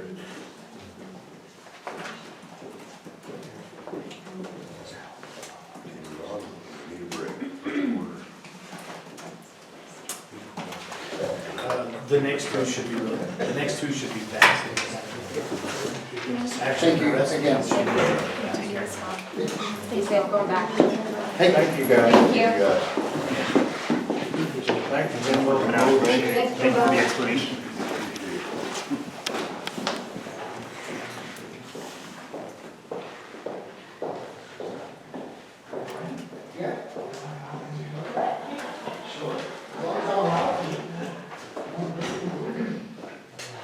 All right, we've got consideration and approval of resolution 025-2020 first quarter report.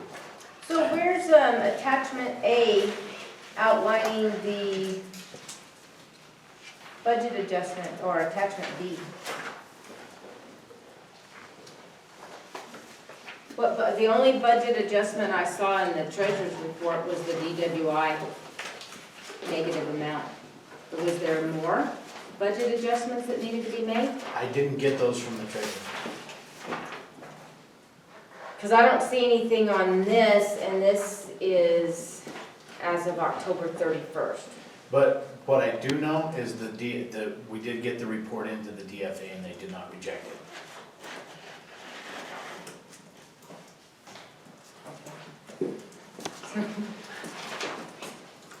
Well, at one time, as you know, we've had a little controversy over the reports. The report did get submitted. So we approve it? Okay. So did Connie do the report? Connie did the report. Becky did review that, and I'm sorry about the attachments. I was not given any attachments to go with this. Well, I move to approve resolution 025-2020, first quarter report. I'll second that, Mr. A motion and a second. To approve first quarter financial report.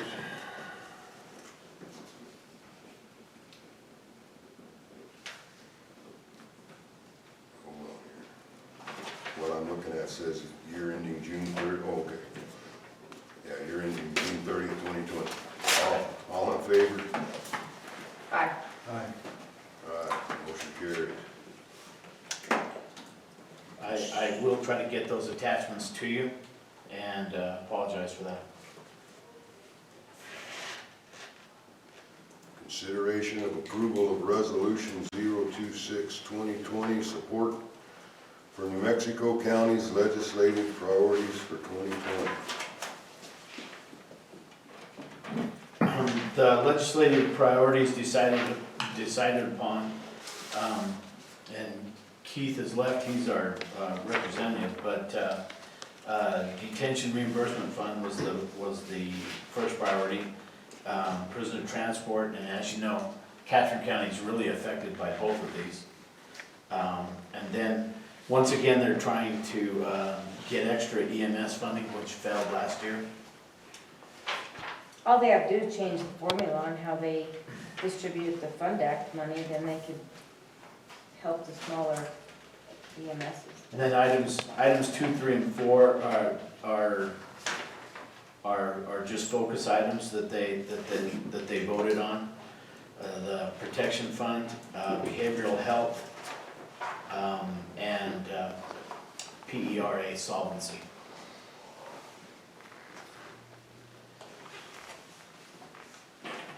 Because if you're retired or going to be retired, PERA, ERB, all that sort of stuff, the solvency question all of a sudden starts making, you start worrying about it. Trying to get my dad's para from when he was a county commissioner after he passed away has been almost impossible. And it's not that they're putting up roadblocks, they're just not sending me the form to fill out. So Dad's been gone 18 months and I still have not received that money from my mom. So I'm glad it's on there.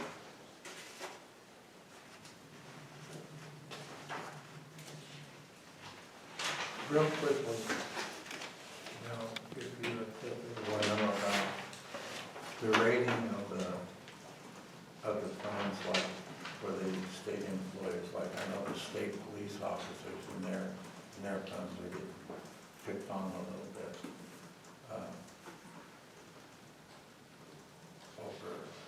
Over funding, and they're pretty upset about it. I don't understand it.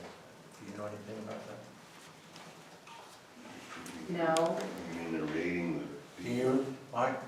I couldn't hear you. What, The funds for the law enforcement, state police, retired officers funds, and that goes on. what apparently, Mike Cranford and a bunch of those guys are real upset with Senator, what the controversy apparently is over, the way that I understand it, is the cost of living. That, The COLA adjustments? yep, the COLA, they're after that, or a percentage of that. So there's been quite an initiative on retirees' part to oppose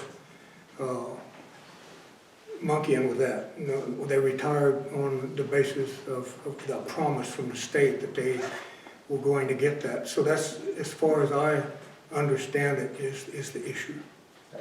thank you. They passed a law several years ago, state can't touch you. Governor Johnson was trying to raise the funds. They passed a law forbidding that, so, yeah, we just have to do with raises. Well, we were in worse shape than we are now as far as the retirement funds. The solvency date was at one time only about 15 years off before the fund went belly up. And they have put in extra funding and stuff over the last few years, but both retirement funds are in better shape than they were, but they're still a long ways from 100%, a long ways towards being solvent. Anyway, this is the priorities that the New Mexico County's Council brought up, and so if you want to approve your support of them, that's what that is.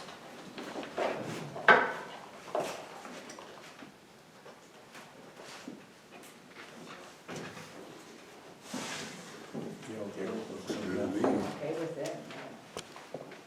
It's the same priorities pretty much as last year. It is. Detention, law enforcement funds, and EMS funding. If there's no more discussion, then I'll make the motion. Second. Got a motion and a second to approve resolution 026-2020, support New Mexico County's legislative priorities for 2020. All in favor? Aye. Aye. Aye, motion carries. Consideration of approval of Catherine County Hazard Mitigation Plan. Mr. Chairman, Commissioners, if I may, on item J and also item Q, which is to direction to publish the title and general subject matter of the floodplain ordinance, I would appreciate more time to review and make changes, and plus, I'm working with Adrian on the floodplain ordinance, and it's really kind of all over the place right now. And I would appreciate a little bit more time to come up with something, as far as a hazard mitigation plan, to, a little bit more time to review it and go over it with Mike on some of my concerns before we, approve it as the plan for Catherine County.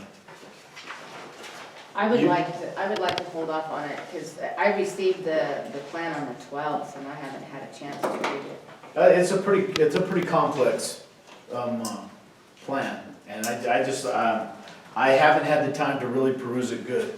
And if we have changes to it, we just have to bring it back up. Mike, was there a deadline or anything that we're working on? There is, we gave it to FEMA at Department of Homeland Security on February of last year. We have, there was a little bit back and forth. There is a deadline. It's my understanding that we're hugging that deadline close to the end of the year.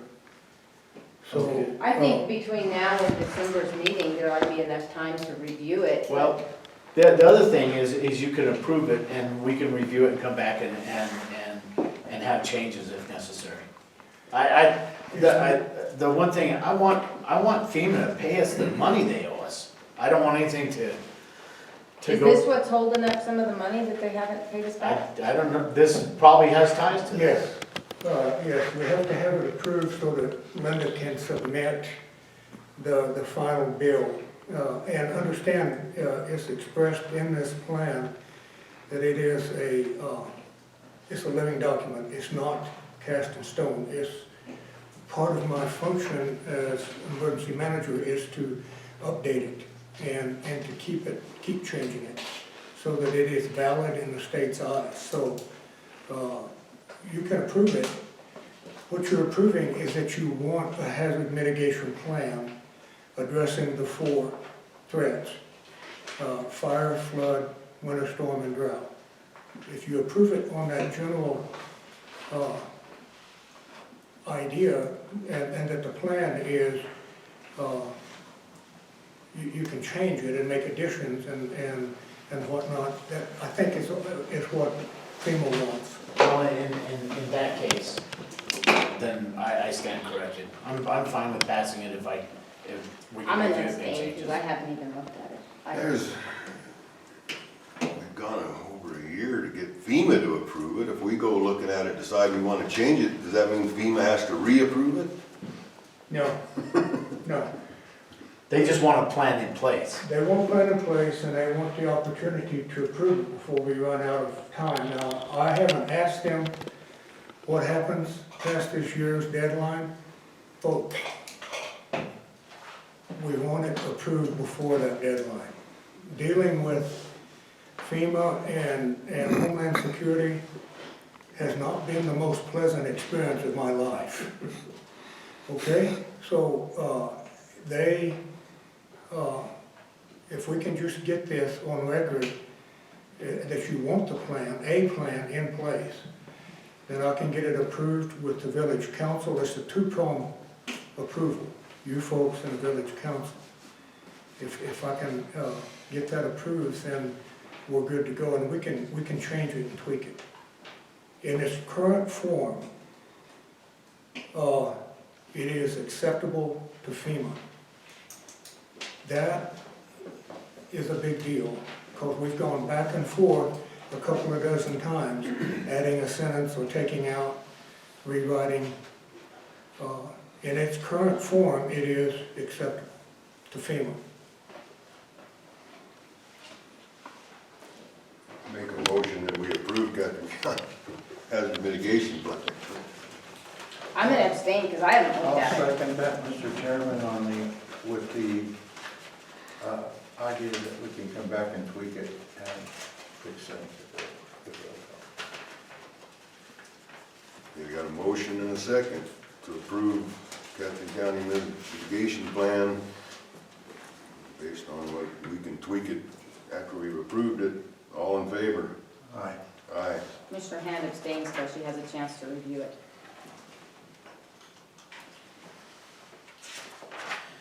Okay, now we have, motion carried. Now we have, can we do all these at once? or- Yes, sir. Absolutely. We can,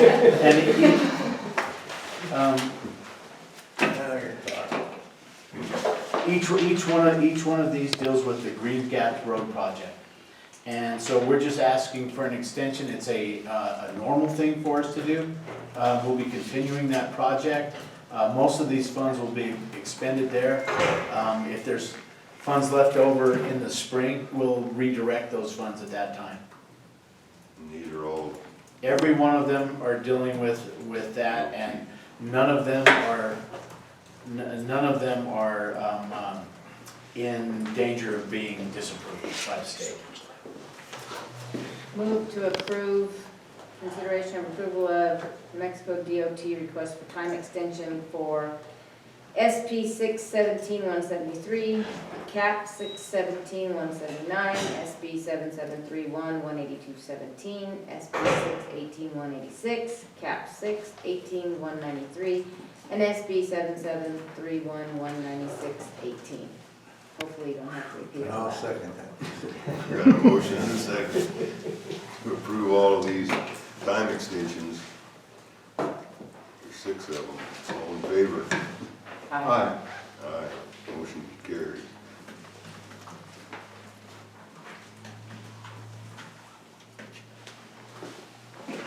Okay, and the floodplain ordinance. Direction of staff to publish title and general subject matter of floodplain ordinance. Do we know what? We don't have the subject matter completed. I was working with Adrian on it. So what I did is I gave you some stuff that we're looking at, but we think that it can be cut down substantially. So I just ask that you delay that until next time.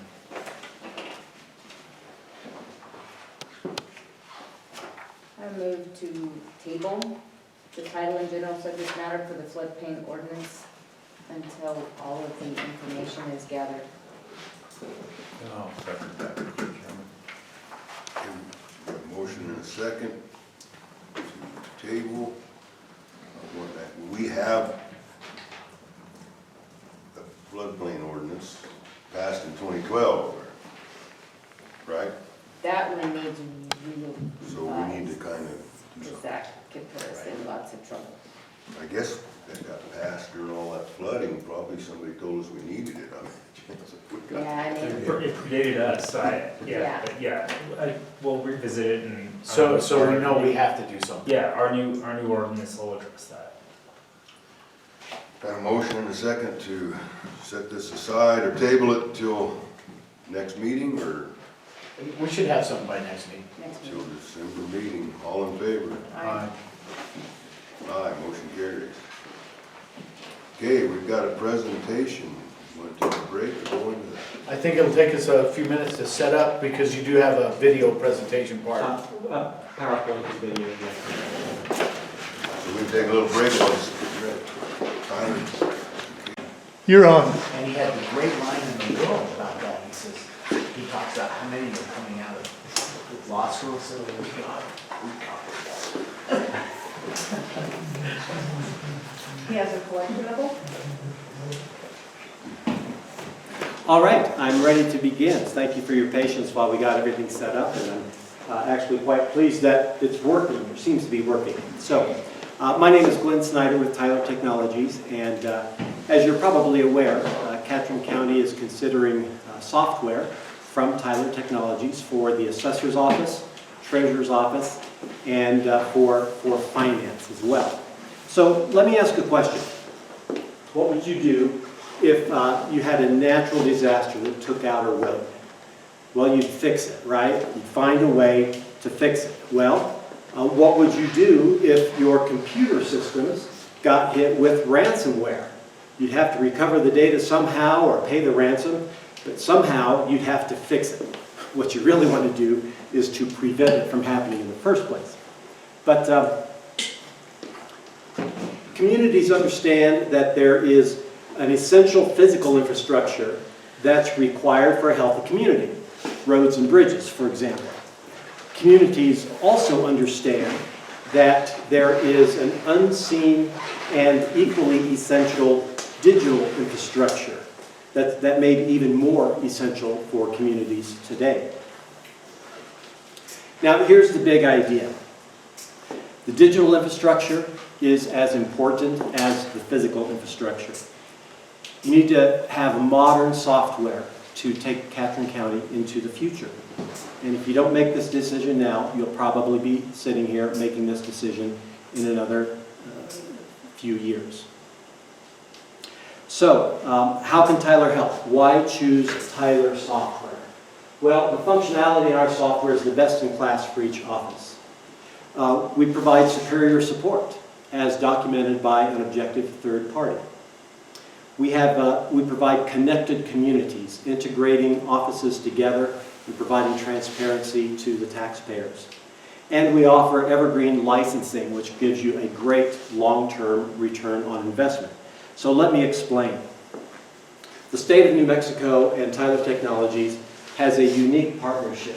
Now here's a list of some of the agencies throughout the state that are using Tyler software to help them be more efficient and to manage their offices. It's a big list. You see public safety partners, clerks, assessors, treasurers, and a long list of finance and ERP from counties to cities to towns and villages. What's ERP?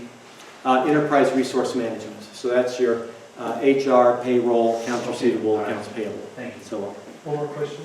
So in each of these, they have, it's across all offices or just in specific offices?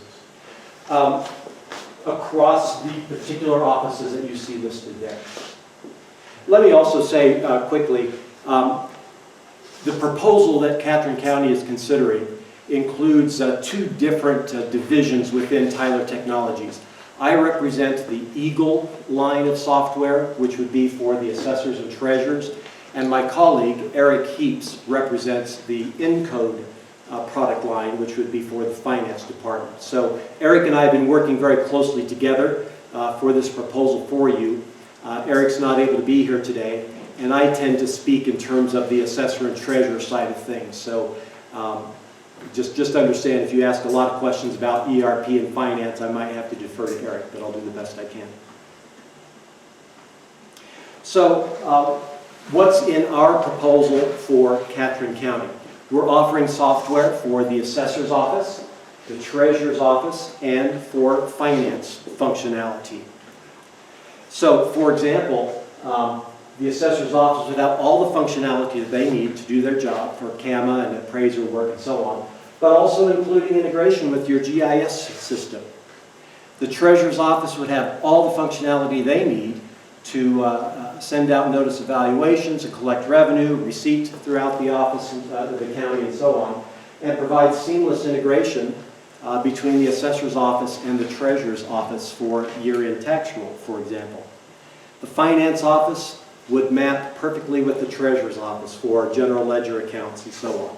And for all of the offices, it's a turnkey applications, no costly development, a proven implementation process. We've done this many, many times throughout the state of New Mexico.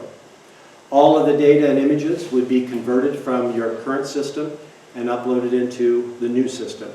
And all staff would be fully trained on site, both before you'd switch over to this new system, and we would stay on site after you're live with the new system to provide support immediately after. Now, we are connecting communities, and in this case, offices throughout the county. It breaks down the silos of information. So it's the same for the taxpayer. It's all the same property. It's all the same taxpayer. Make it easy on the taxpayer. Make it easy to share information between the offices. Now, here's a list and a map showing the counties in New Mexico that are currently using our assessor system.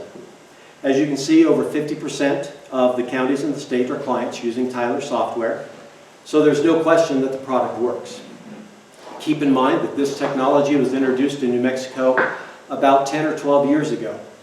So in that amount of time, the Eagle Assessor and Appraiser product has been an overwhelming success in New Mexico.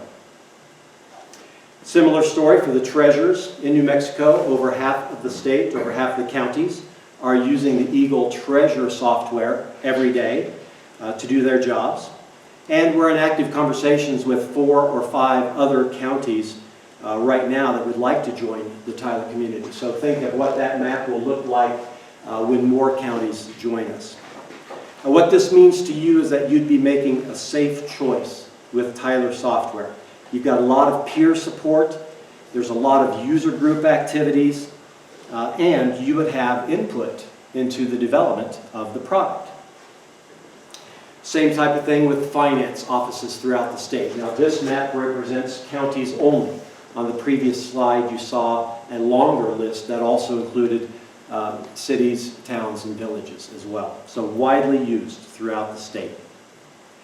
Now, as time marches on and as your county has turnover, you'll experience the graying of America. So you'll need easy-to-use software like Tyler offers as you hire new and younger employees. Now here's a few slides. These are just some screenshots of the application. I'm certainly not going to try to get into the weeds of the functionality, but I just want you to see what it looks like. Lots of information on one page, not having to click in and out to gather that information. Reports. Any kind of report and information that you would want is easily generated from our applications. And also every report created by all of those counties that you saw is available to you from day one. So all of those counties are running reports to manage and run their offices. All of those reports are available to you from the very beginning. Nice clean interface. It's Windows oriented. If you search on Google or shop on Amazon, you're already familiar with how to use this software and how it functions. It already looks familiar. Now, this may be the best supported product line in the industry. There's a lot of ways that you can get help to use this product. Now, different people have different styles, so different people like to interact differently with our support group. But probably the best way is just to pick up the phone and call as often as you like. We're so serious about providing superior support that we hire a third-party vendor called the Help Desk Institute to talk to our clients. Now, HDI's business model is to provide this service for all kinds of businesses across all kinds of sectors. So they'll call a company's clients to gauge their level of satisfaction. And then they'll compile all of that information so you can compare your company with the industry as a whole. So looking at this, this is data from October 2019, just last month. So the blue lines are the average of the industry overall, the red lines are technology specifically, and then the green lines are Tyler clients, our clients specifically. And in all cases, you can see that Tyler clients are vastly more satisfied than technology and the industry overall. You can measure, you can improve what you measure, and we take great pains to make sure that we know how satisfied our clients are. So, my attempt at a little bit of humor here. I like to tell corny jokes. My wife rolls her eyes all the time. So here's my attempt at a little humor. John Deere has good warranties, but there's one piece of equipment that they won't stand behind. All right. That has nothing to do with anything except we're talking about support. We also have, one of the things that sets us apart is our evergreen licensing policy. We put this in writing in our contract. And it ensures long-term return on investment for the county. The software is always up to date. It always also ensures that you're always compliant with state statutes. As new statutes come out, we are required to make sure our software is compliant.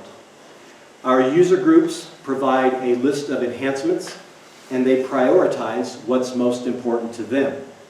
And then we're accountable to deliver that to our user community. That's why the software is so good. All of the feedback that our users provide, and it's put into the software. Doesn't cost you a dime. It's part of our Evergreen licensing policy. So that means our business model is a little different than a lot of other vendors that make you repurchase a system when new technology is offered. We have continuous improvement at no charge to you, always developing, always increasing in functionality of the modules and the value. Now, you don't have to take my word for it. In your packet is a case study from one of your clients, or one of your counties here in New Mexico. And I would like to play a little video clip on that and then highlight a few things. Oops. I thought that would just pop up. Why is that not doing it? It's on my screen. You sharing your screen or your application? Sharing my screen, I thought. Well, you know what? You can listen. It's mostly a talking head. So here, I'll just let you listen. Challenges our office faced before purchasing the Eagle software was with our data accuracy, time management, efficiency, productivity, you name it. The biggest benefits in my area has been reporting, quality data, accurate decisions based off of that data, and time efficiency. What we are able to do with the cleaner data and easier access of the data is make informed decisions, not just in our department, but other departments. They're able to pull up our records and our information and see what revenue is going to be coming in. So they could put aside budgeting or requests for grants. The transparency that Tyler provides is beneficial across the board, not just to our department. If somebody else was looking at getting Eagle software, I'd say go for it. It's paving the road to the future.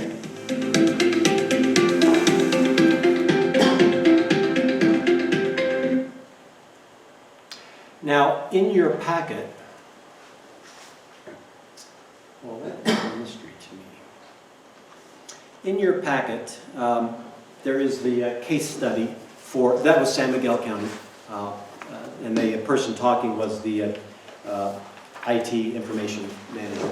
But I want to point out a couple of things in your packet, and I was painstakingly underlying a few things. But if you read about San Miguel County here, I'm going to, and they're using the software that's in your proposal. But on the second page, I circled a couple of things. At the bottom of the paragraph, this woman said, we lost revenue with their previous software. We lost revenue by missing change of ownership exemptions. It was hard on the taxpayer. So with their previous software, they were losing out on revenue. Up the top of the second column there, her statement is, the numbers never balanced. And so it was difficult to report and make decisions based on their numbers. On the third page, another thing that I circled here, in the assessor's office, they said that the assessor's office could do more than they ever thought possible. And then she makes the statement that the assessors realized an undiscovered opportunity in potential revenue that it had not noticed before. So on one hand, she says, we were losing revenue, and then she says, we discovered an opportunity to gather revenue that we never knew we had before. We're talking money here that their previous software was costing them. As you go on down, there's other things that I underlined. The treasurer's office says, makes staff's lives so much easier. Over here, she says, San Miguel County was able to get its balance back, get those numbers to balance. And on the back page, there's a statement, taxpayers are experiencing more transparency. So I encourage you to take a couple of minutes and just read through this article, because there's a lot of good information about their before and after and how this software helped the county be more efficient.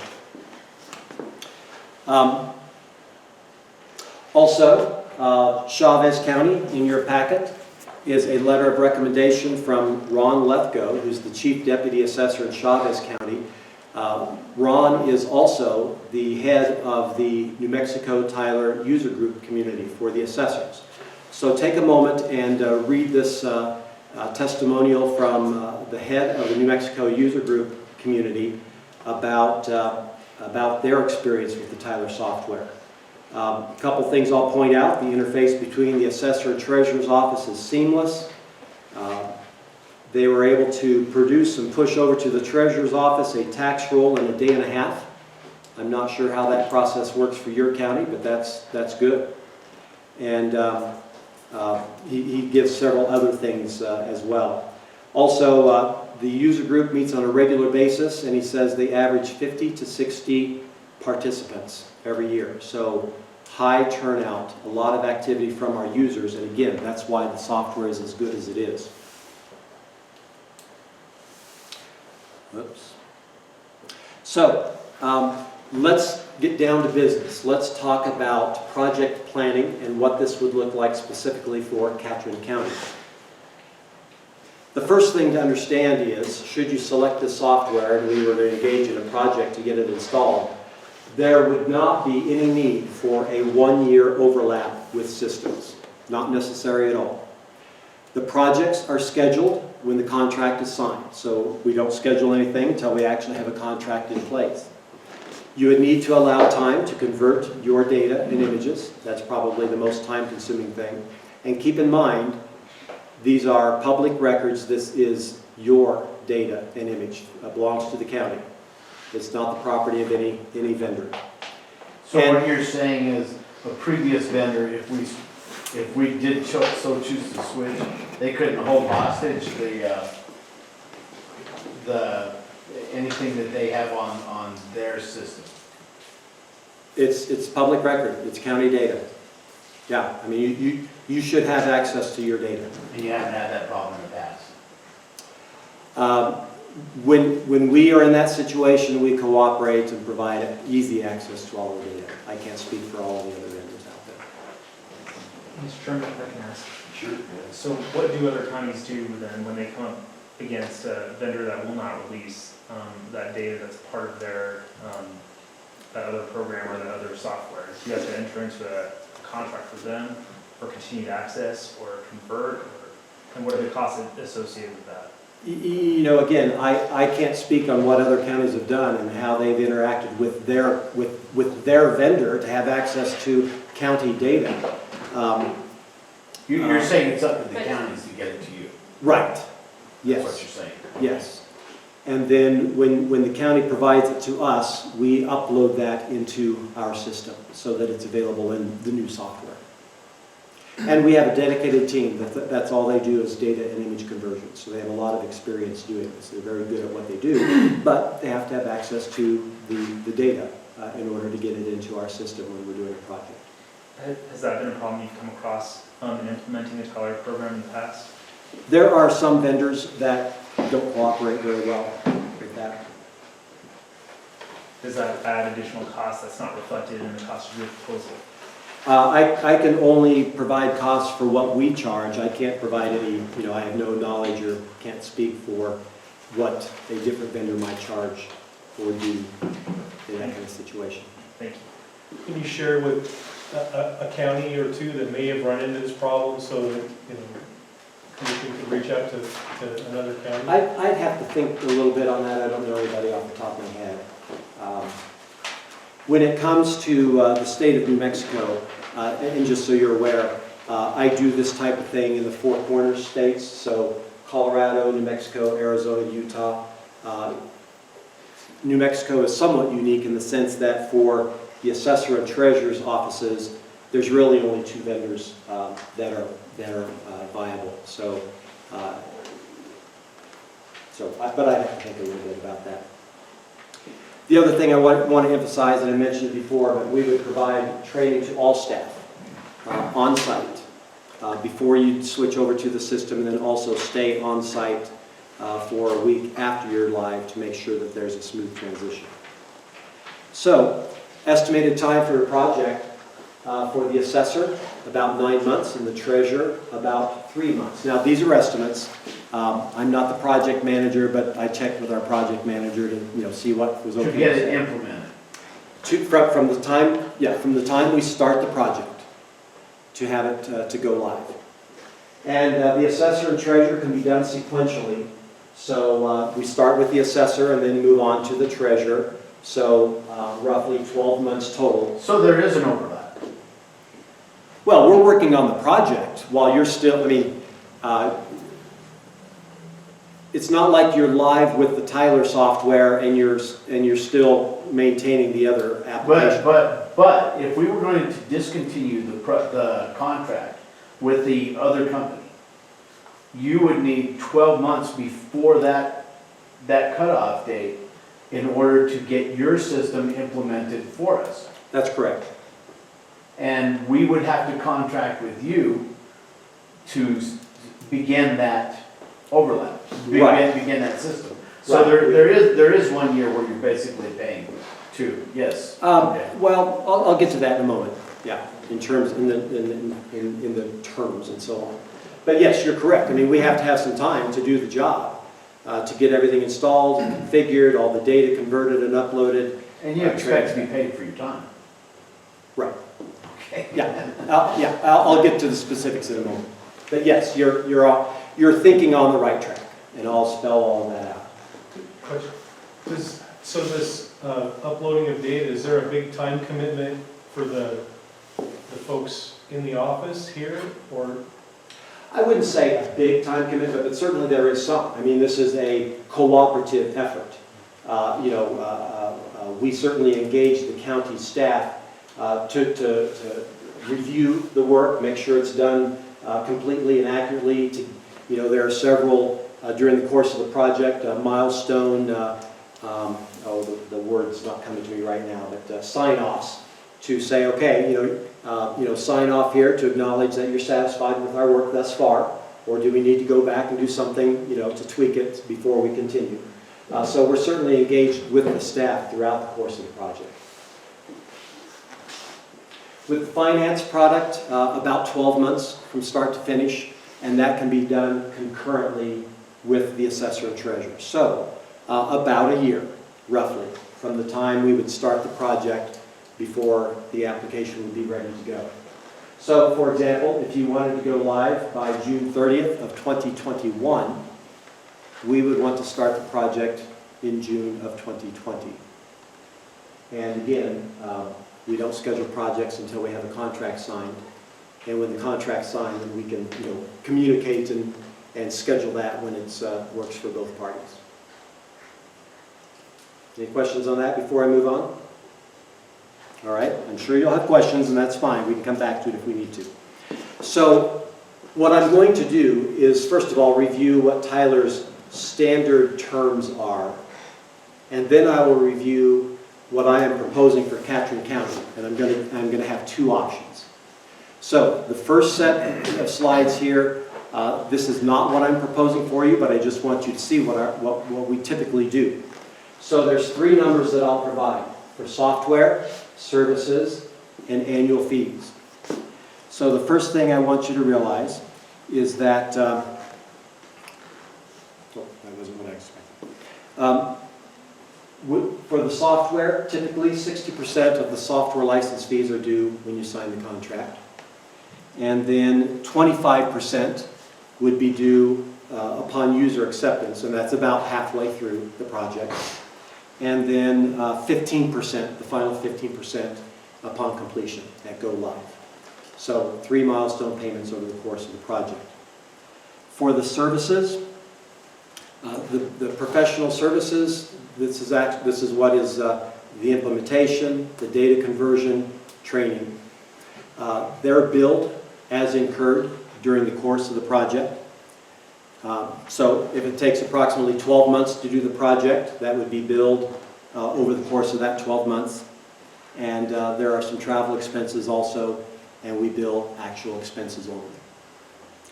And then the annual fees, the first year is waived.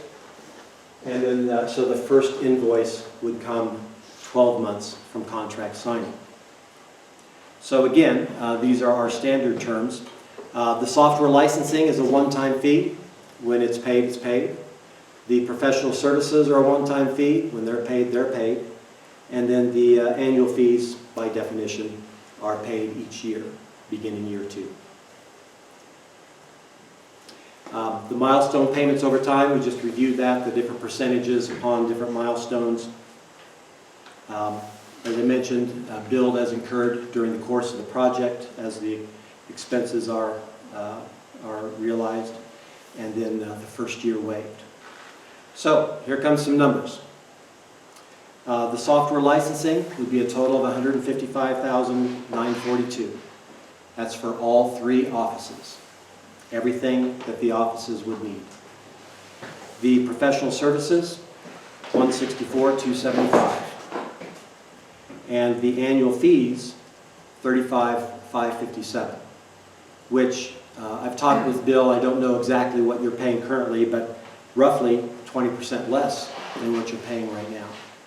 So once you get past those initial one-time fees, you'd be paying about 20% less than what you're paying currently. Question.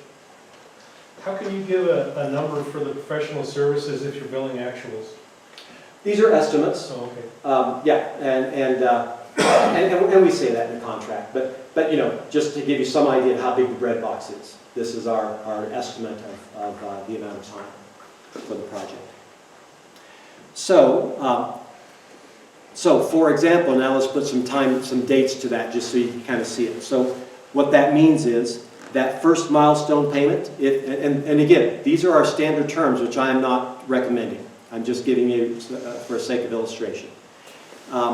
If you sign a contract January 1st, that 60% would be about $93,000, and that would be due 30 days after signing the contract, February. The next payment would be 25%, roughly September timeframe. And then the final payment, the final 15% upon go live, and if we were targeting go live at the end of June, that would be, say, July 1st. So those would be your milestone payments for the software under our standard terms. The professional services, that 164 number, again, billed as incurred during the course of the project. So if we started the project in June and finished in June, they would be paid through the course of the project. And the annual fees, 12 months from signing the contract, so that would be roughly January of 2021. Now, that said, I'm going to provide 2 options for your consideration. If we, instead of those 3 milestone payments, I would offer 4 milestone payments. Just break it up a little bit, smaller chunks, and spread it out a little bit longer. So 4 25% payments. The professional services would be the same as we discussed. And then the annual fees would be at go live instead of 1 year after signing the contract. So 18 months later instead of 12 months later. So the way that would look would be, again, this is option 1, and using the example of a contract on January 1st. The first milestone payment would be roughly in the February time frame. The next one would be approximately October time frame, new fiscal year. Then the next one, about a year later, January 1. And then the final one, July 1. So trying to get that spread out over different budget years.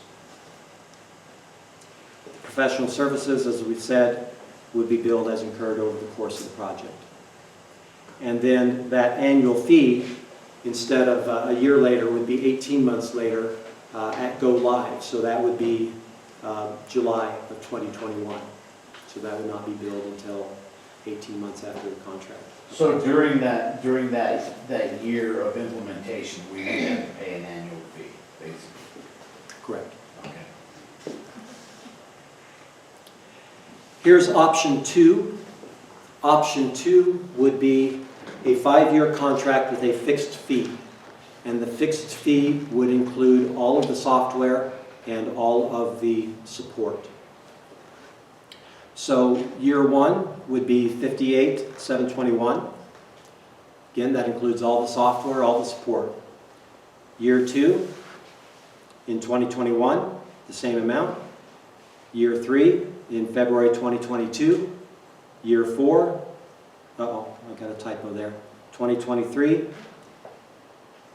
And I apologize. But you get the idea. So 5 years, fixed fee. That would cover everything? That would cover all. Except for the professional services? Correct. That would cover the yearly fee plus the licensing? Correct. Now, see, that looks more possible. Then would year 6 then be just the 35,000? Correct. And you know, I thought about putting that in. I was doing this last night, and then when I woke up this morning, I thought I should have put in, you know, year 6 as an example. But you're right on track. I'm glad you're thinking. So his point was, because these numbers include the software and the annual support, at the end of that 5 years, the software will have been paid for. And so then, you know, you renew your contract, all that would be left would be that annual support. So 5 years later, it might be a different number than that 35, but you've got the right idea. Right. And again, the professional services are the professional services, billed as incurred during the course of the project. Okay. So the takeaways from this, you can improve your county services. Now, I can't speak for Catherine County, but you know, we've heard from San Miguel County where they realized they were missing out on revenue that they should have had, and they found ways to find revenue that they didn't know they were missing out on. I don't know if that would happen for you or not, but it happened for San Miguel. Improved services. How much does it cost you for inefficient processes? How much does it cost you in time and frustration? You can't put price tags on those, but you know they're there. You can improve your taxpayer experience. At the end of the day, you're public servants here to serve the taxpayer, and this software will help you do that. The study from San Miguel County said more than once about transparency to taxpayers, improving the taxpayer experience. And long-term return on investment. This software only gets better with time. Our users see to that. They're very vocal. They tell us what they want, and we're responsible to deliver to them. And all of our clients get those updates at no additional cost. This could be the last time you ever have to think about doing a software project. That's why we retain customers. You read that article, that story from Ron in Chavez County. The assessor's office has been a client since 2010, 9 years. The treasurer since 2008, and they're not going anywhere. So this could be the last time you ever have to think about doing a software project. Now, here's some questions for you to think about regarding those numbers. I'd rather apologize for the price today than the lack of quality and your unhappiness forever. Our competitors will oftentimes beat us on price, but they cost more in the long run. No one beats us on return on investment in the long run because of our evergreen licensing policy. So price is one thing, but cost over time is another thing. How long can you afford to pay for and maintain inefficient software and processes? And as I've said, this could be the last time that Catherine County would ever have to think about doing a software project. So remember, this is proven software. A lot of counties, over half the state, are using this software. This is a very safe choice for you. We have proven processes for converting that data and implementing the software. We've done it many, many times. Many New Mexico counties have made this choice, and more are coming. The New Mexico user groups would welcome you with open arms. We're here to help. I'm asking you to select Tyler Software for use in your county. You'll be glad you did, and we would be honored to have Catron County as a client. Thank you. Thank you. I have a question, not Yes. just for monkey wrench and all this, but what do you know about the public safety software? You know, Does it offer? I don't know a lot. We have it. I'd be happy to get you in touch with the person about that. But yeah, our public safety software is very, very good. The phrase I hear them say, from dispatch to disposition, everything in between. Because we, in the sheriff's office, we currently have records management through PDS, but by January 20 of 21, our office has to have software that will be able to have the deputies take their reports, be NIBRS compliant, so that the FBI report I do every month can be uploaded to Santa Fe and then sent on. So our office is also looking for software, so that probably would have been good to be included in this, but This is, obviously doesn't go into a lot of detail. Right.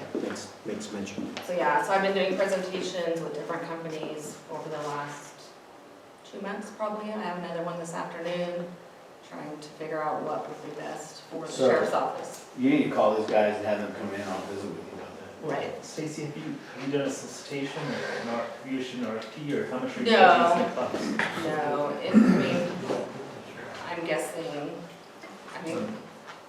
I don't know, it all depends too, because at some point, do we end up going with CAD at some point? I mean, we just have so much in front of us that it's hard to know what we can afford to do, but yet you don't want to do something and then have to redo it later, you know what I mean? Totally.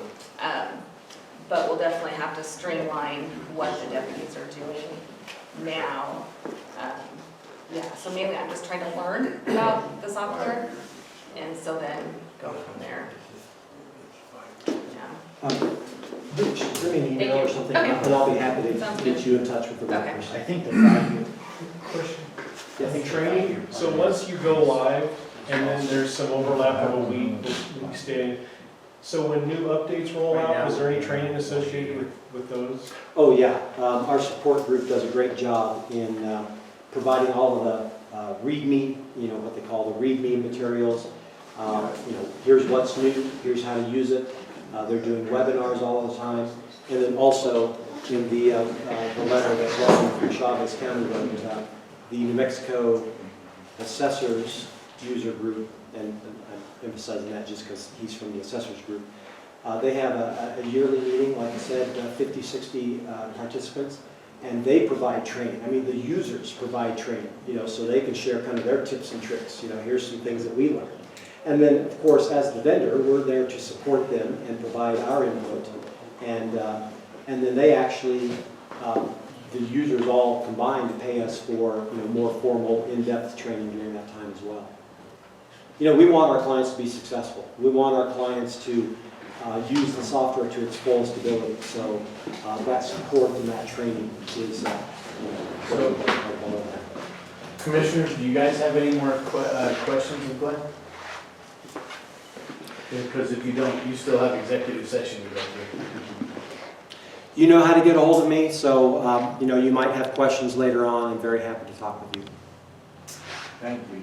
Please direct your public safety division to talk to. Sure. Make sure Stacy has contacts. Okay. All right. All right, give me a few minutes and I'll unplug and. Thank you, Glenn. Motion to recall vote to return to regular session. The matters discussed in closed session were limited to those specified in the motion above. Closure that no final action was taken for New Mexico statute section 1015-1. No decisions made, District 3. No decisions made, District 1. No decisions made, District 2. Back in regular session. Consideration of approval of lot purchase in the village. Mr. Chairman, the purchase price is $175,000 and closing costs.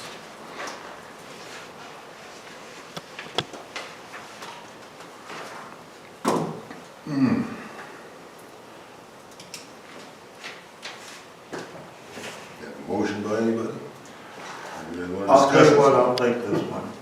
I'll make a motion that we purchase this lot, put this to bed, and hope to goodness that we, now I'm not making a mistake here, but based upon the future needs for this lot and the importance to the county,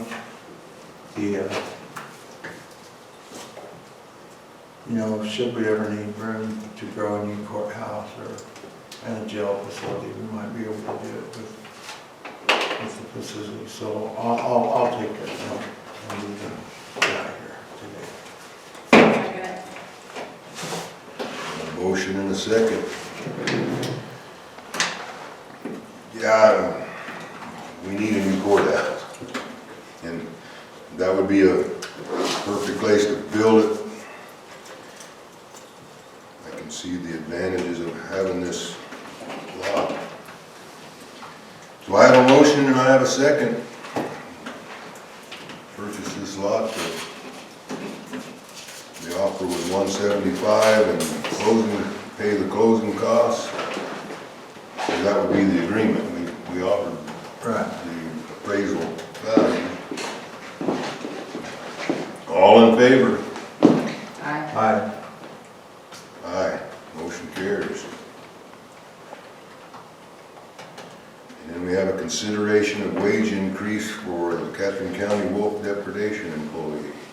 Mr. Chairman, after discussion with our sheriff and other people involved, it is a mutual interest of many parties that this position is underpaid.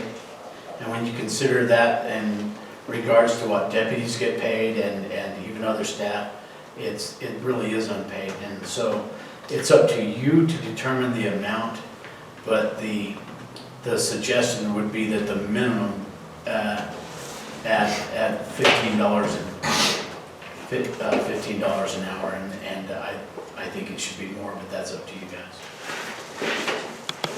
If you've been involved in law enforcement and you have ideas about what just out in the middle of the night or early in the morning to happen for where you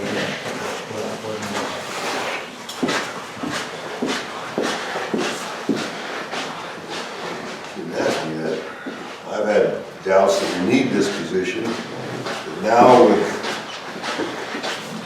Wildlife Services deciding that they're gonna go get some biologists to come and, we're gonna need Jess to keep an eye on these guys. And if we're gonna have that position, we should pay it adequately. Jess is breaking like $12 an hour. It's not enough for what he does. There's not many guys who go out there and cut a cow open for any price. I would agree with the $15 an hour. Jess is definitely vital to the county.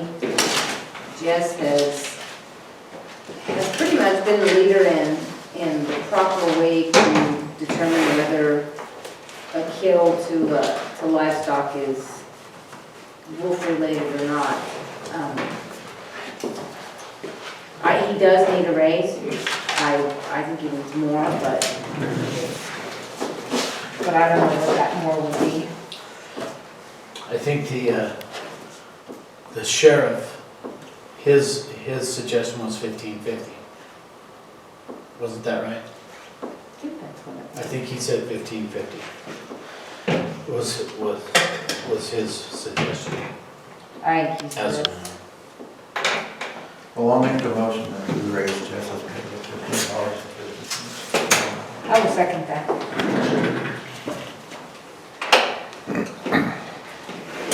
Okay, we got a motion and a second to raise the wolf depredation employee to Aye. No action on the third item. That would conclude our business.